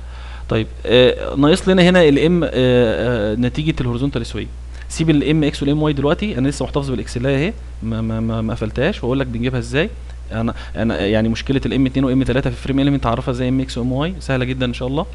اهم حاجه بس ايه السوي اللي احنا اتكلمنا عنه، هو لغايه دلوقتي ما حسبش اي حاجه في السوي، كله بصفر. ليه؟ لان انا مختار هنا structurally computed، يعني انا هحسبها انشائيا، هجيبها دلوقتي من الموديل. لكن لو انت اخترت according to Egyptian هتلاقي على طول حسب لك هو دلتاتا هو الاثنين زي بعض في الاتجاهين، لان مبنى متماثل، وراح حاط لك القيم بتاعت الدلتا نتيجه الاسويه. لكن انا هحسبها ايه انشائيا، او هحسبها من الموديل يعني تحديد انشائي. طيب اقفل دي مش محتاجها. اجيبها ازاي السوي دي؟ الحقيقه يعني الايتاب بصراحه الجديد مدلع الناس، يعني انا بصراحه يعني انا يعني يمكن اول مره استخدمه في ديسبلاي. راحت فين ستوري اهي. الحقيقه عامل شغل عالي بقى، دياجرامات وحاجات كده بقى، يعني ايه شغل عالي بصراحه. مديك هنا بيديك الدياجرام للحاجه اللي انت عايزها من الليست اللي هنا ديت، من القوائم اللي هنا. مثلا عايز الايه الستوري شير او الستيفنس بتاعت كل دور، يعني او الديسبليس بتاع كل دور، حاجه يعني كده جميله بصراحه. وهنا بتختار الكيس بتاعتك. هي طبعا مش موديل، احنا هنصمم على ايه. طبعا انت بتختار الكيس اللي انت هتصمم بيها. بما ان احنا هنصمم الكيس بتاعت الزلزال في اتجاه اكس، يبقى نختار الزلزال سايزميك في اتجاه اكس. هتلاقي عامل لك هنا ايه، بص عامل لك كده شكل متماثل، ولان المبنى متماثل، لان الدلتا هتحصل ازاحه المبنى افقيه ريفرسبل، يعني في اتجاه اكس وفي اتجاه سالب اكس، او في اتجاه واي واتجاه سالب واي. فهتلاقي هنا عمل لك ايه، عمل لك خط ازرق وسموه لك جلوبال اكس، يعني ده الدلتا الافقيه اللي هتحصل او الاسويه اللي هيحصل للمبنى نتيجه في اتجاه اكس نتيجه الزلزال الكيس اللي انت اخترتها. والاحمر ده اللي هو ايه، اللي هو اتجاه واي. خلاص، فهو طبعا الاحمر بيبقى اقل شويه لان احنا واخدين تلت الايه اتجاه الاكس. خلاص. وعملوا لك ريفرسبل، يعني مره موجب ومره سالب، لان زي ما اتفقنا ان الزلزال رايح وجاي في نفس الاتجاه. تمام. طيب انت بتدرس فين؟ انت بتدرس في الدور الاولاني. خلاص، يبقى انت المفروض تاخد الدلتا اللي عند الدور الاولاني، الدلتا اللي هنا. طب الدلتا اللي هنا لما انت بتقف هنا بالسهم هتلاقي الحته دي ايه، الحته اللي فوق ماكسيمم دي هتلاقيها اتغيرت. هتلاقيها قيمتها كام؟ هتلاقيها دي الديسبيسمنت بالمتر 0.01 متر، يعني 1 سنتي، يعني 1 سنتي. خلاص. طيب 1 سنتي قيمه حلوه مقبوله، وزين يعني وزين الرينج بتاع الكود، بيسمع الكود قال عنه يعني وراجع كود. طيب واقصى قيمه فوق لو لما شفناها كانت 0.04 4 سنتي، 4 سنتي. معلش انا ايه، انا خليها بالسنتي معلش عشان انا ايه ما نتعبش، ممكن اكون انا بتلخبط. اللينس خليه كده بالسنتي. شوف كده، ونقفل ده كده ونفتحها تاني. شوف برضو متر.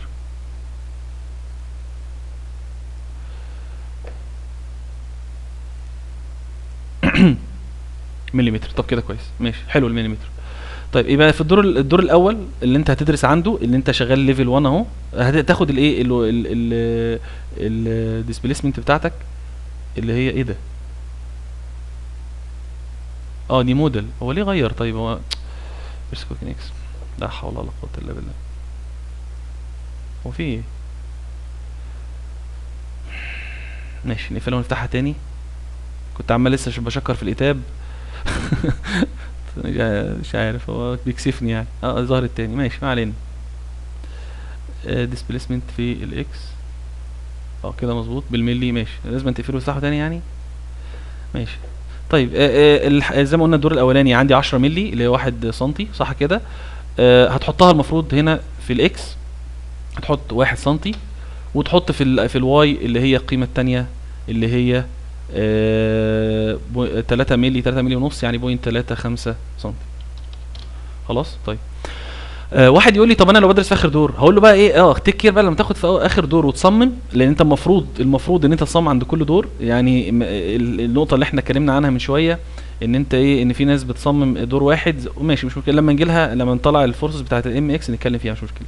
لما تيجي تدرس على الدور الاخراني ما تاخدش بقى الدلتا كلها اللي هي القيمه دي اللي هي 40 مللي بقى اللي 4 سم، لا تاخد ال 40 مللي ناقص الايه القيمه ايه اللي تحتها اللي هي 37 مللي. الفرق ما بين الايه الدلتا فوق للدور فوق، والدلتا العمود، يعني العمود اللي هو في الدور رقم 7، تاخد الدلتا الفرق ما بين اللي فوق البلاطه العلويه والبلاطه السفليه. ليه؟ لانها انت بتدرس المفروض انها ايه، مش ابسوليوت فاليو، انت بتاخدش قيمه مطلقه اللي هو الدلتا، لا انت بتاخد الايه الريلاتيف اللي هي ريلاتيف اللي تحتها اللي هي مبنيه على اللي بقى تحتها. فالفرق الدلتا في الحاله دي او الازاحه بتاعتك هتبقى الفرق ما بين القيمه دي والقيمه دي. ماشي، القيمه فوق بتاع عند 7 والقيمه عند 6 للعمود اللي ايه في الطابق السابع. ماشي، دي نقطه مهمه جدا عشان ما تغلطش. المهم احنا حاطين الدلتا بتاعتنا ان احنا بندرس في الدلتا فين تحت. خلاص، احنا محتاجين حاجه من الشرط ده تاني؟ مش محتاجين، اقفله. شكرا. طب بما ان احنا دخلنا الدلتات اوتوماتيك، هتلاقي هنا الايه الام اديشن نتيجه السوي اتحسب، وبعد كده هتلاقي المومنت توتال اديشن نتيجه بقى الباكلينج ونتيجه السوي، هتلاقيه اتجمع هنا في الايه في العمودين دول. ماشي. طيب بعد كده المومنت بقى فروم اناليسيز، يعني ايه المومنت العزوم بتاعتي اللي هتنتج من تحليل انشائي اللي انا عايز اطلعه دلوقتي من الايه من الموديل ايه من الموديل ده. طب انا صدرت الاكسلايه، انا ما قفلتهاش اهي. تمام. زي ما قلت لك عندي مشكله ان الفريم متعرف بام 2 وام 3، وام 2 وام 3 هي اللوكال اكسيس بتاعه الفريم اليمنت. لو عرضنا كده اللوكال اكسيس بتاعتي اوبجكت لوكال اكسيس ابلاي. اوكي. زي ما انت شايف كده ايه مره في لوكال طبعا واحد الاحمر، الاخضر ده اللي هو الاثنين، الازرق 3. هتلاقي مره الازرق مره في اتجاه اكس ومره الازرق في اتجاه واي، لان احنا لفينا الاعمده. ماشي، ده كلام صحيح 100%. طيب انا عايز اعرف بقى هنا في الموديل الام اكس الام 3 دي بتلف حوالين 3، هو معرفها ازاي؟ احنا متعرفنا ان الام اكس بتلف حوالين اكس، هو بقى بيعرفها ازاي؟ نختار الكومبو ونختار الكيس بتاعتي اللي هي ايه، اللي هي ايرثكويك ان في الاكس، وخدناها هنا ايه، خدناها المينيموم صح، درسنا في المينيموم، هو ريفرسبل يعني مينيموم هيبقى زي الماكسيموم بس مش مشكله، ونختار شو دي. طيب لو تفتكروا العمود ده كان اللوكال اكسس بتاعه الثلاثه كان في اتجاه اكس، والمومنت 3 جاب لي مومنت في الاتجاه الثاني، يعني معنى كده الام 3 هو المومنت اللي بيلف حوالين اكس. خلي بالك نعمل انديفورمد شيب تاني كده معلش.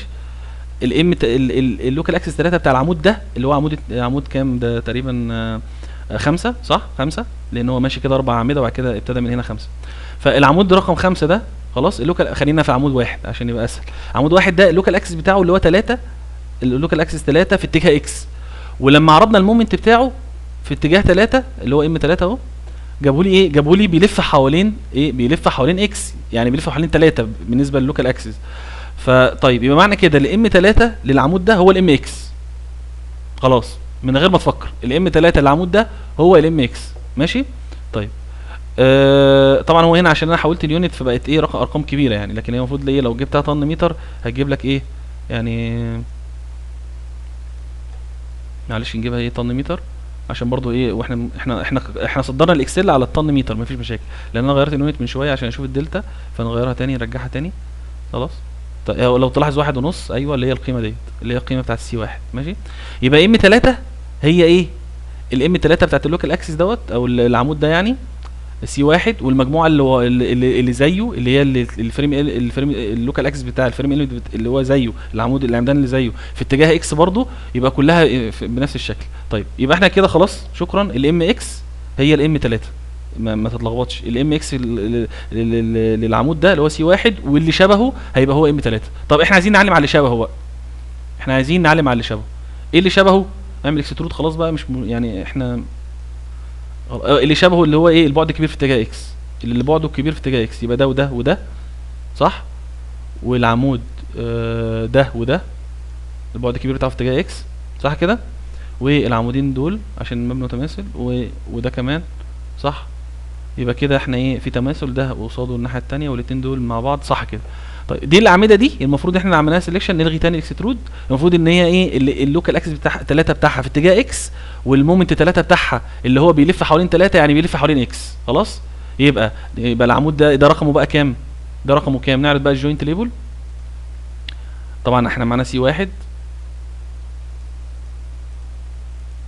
تمام كده قوي، نقفل دي. يبقى احنا كده نعلم بقى على السي 1 نعمل لهم شو سيلكشن اونلي، شو سيلكشن اونلي اللي احنا اخترناهم صح كده تمام قوي، نفس كلهم لوكال اكسس برضو، بص عليهم بص قبل ما تشتغل، كلهم نفس اللوكال اكسس في نفس الاتجاه يعني. خلاص يبقى عندنا سي 1 وسي 5 وسي 7 خلاص، ناخدهم بقى ايه واحده واحده. طيب هيبقى الام 2 او سوري الام اكس، احنا خلاص بقى عايزين نحول ام اكس وام واي، يبقى ام اكس خلاص المفروض بتساوي ايه بقى؟ هتساوي الام 3 للعمود رقم 1. تعالى بقى ايه نقرب الدنيا كده، نعمل هايد للكلام ده مش محتاجينه، هايد العمود رقم 1 خلاص سي 1 اللي هو جوينت 1 يعني، الام اكس بتاعته هي الام 3 خلاص، نروح جايين ده كده ام اكس ده نروح ماشيينه على ام 3. طيب ده الام ايه ده سي 1، بعد كده سي كام؟ بعد كده سي 5، نروح جايين على سي 5 وماشيين على الام اكس، الام 3 بتاعته هي الام اكس، وروح جايين هنا العمود رقم 7 جايين 7 الام 3 بتاعته هي الام اكس 8 الام 3 بتاعته هي الام اكس. تمام. بعد كده عندك عمود كام؟ عمود 9. خلاص 9 الام 3 بتاعته هي الام اكس. عمود 10 برضو نفس القصة. عمود 11 ولا كام؟ بعد كده 12. ماشي. بعد كده عمود 16 نفس القصة. طيب احنا المفروض كده عندنا كام؟ 1 2 3 4 5 6 7 8 اللي هي نص 16 عمود. عندي 8، لو علمت كده هتلاقي 8 فريم الم. ماشي تمام جدا كده، جميل جدا جدا. طيب اوتوماتيك بقى ايه؟ خلاص انت الام 3 هي الام اكس، يبقى الثانيه ايه؟ هي الام واي. نعمل كده الخانه الثانيه الام واي صح، ونروح جايبين ده كده ونروح اوتوماتيك محولينها فين؟ هناك. خلاص طبعا دي هنا هتروح واخدها وتروح واخدها كده هنا 7 6. احنا ما خدناش الستة، يبقى السبعة والثمانية. ينفع ناخد اتنين مع بعض؟ اه عشان في الستيشن احنا خدنا ستيشن 3 بس لما عملنا هنا فلتريشن، كان في ستيشن 0 1 و2، فبما ان في خلايا متهيدنه في النص فما بيعرفش يعمل لك ايه، ما بيعرفش يسحبهم جروب يعني. فخلاص مش مشكله، ناخدها ايه؟ ناخدها واحده واحده. 7 و8 و9. 7 و8 و9 و10. هو كانوا 7 و8 و9 10. 7 و8 و9 10 فعلا. انا استغربت لما لقيت عدد ورا بعض كتير يعني. بعد كده عندك 12، وبعد كده عندك 16 تحت فوق مش تحت. خلاص طيب. طيب بما ان ام 3 هي الام اكس، يبقى العكس صحيح. الام في الحاله في الاتجاه الثاني من غير بقى ما تبص على الاتجاه الثاني وانت مطمن تماما. في الحاله الثانيه المفروض ان الام اكس الام 3 في الحاله دي هتبقى ام واي. ماشي يعني العكس بالعكس على طول. فخلاص انت كده تقدر تاخد الاثنين دول كده وتحطهم وانت مطمن، لان الام 3 هي الام واي، الاعمده اللي في العكس اللي في اتجاه العكس اللي احنا مهيدينها اصلا. خلاص فتاخدهم بقى انت ايه وانت واثق ان هي الام ايه؟ الام 3 هي الام واي. تمام. موضوع يعني ايه سهل، حتى لو انت عندك تامين عمود، لو هتعمل كل خليه تحركها بايدك كده هتاخد ثانيتين، فالعمليه مش هتاخد وقت يعني. فمعلش هي بس عشان الشرح، فزي ما قلت لك الشرح ايه دايما بيبقى وقته اطول من في الاخر الخلاصه اللي هتطلع بيها هتلاقيها بسيطه جدا يعني. طيب زي ما قلت لك احنا بنتعامل مع قيم موجبه في الاكسل، مفيش سوالف خالص. فمعلش تعمل خانه ثالثه بقى ايه للابسوليوت. هتساوي ابسوليوت، تفتح قوس وتروح ايه سوري، اول واحده بس معلش. وبعد كده نشد الايه؟ نشد الخليه، وبعد كده نحركها افقي عشان تاخد اللي جنبها اللي هي 9 و15، وبعد كده ايه نروح جايين دي سحبينها لتحت كده. تمام قوي. طيب الحاله دي بقى انك خلاص انت خدت ايه معاك؟ الام اكس والام واي طن متر بالموجب. وبعد ما حطيتهم بقى ايه بالتعريف الصحيح في الاكسل انت هتستخدمه الام اكس والام واي، يبقى انت كده المفروض شغلك صح جدا جدا.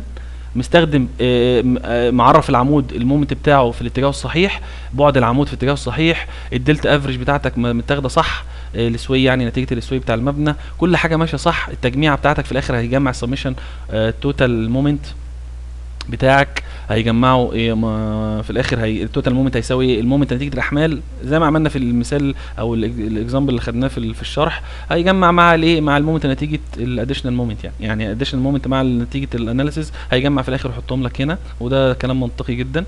وفي الاخر طبعا دي تحويله الباي اكسل مومنت واتكلمنا فيها لما قلنا بيقسم كل مومنت على البعد المقابل ليه، ويجيب البي التيميت على الاف اس يو في اريا كونكريت، ويجيب البيتا. الكلام ده راجعوا الشرح بقى النظري، انا اتكلمت فيه في النظري كتير.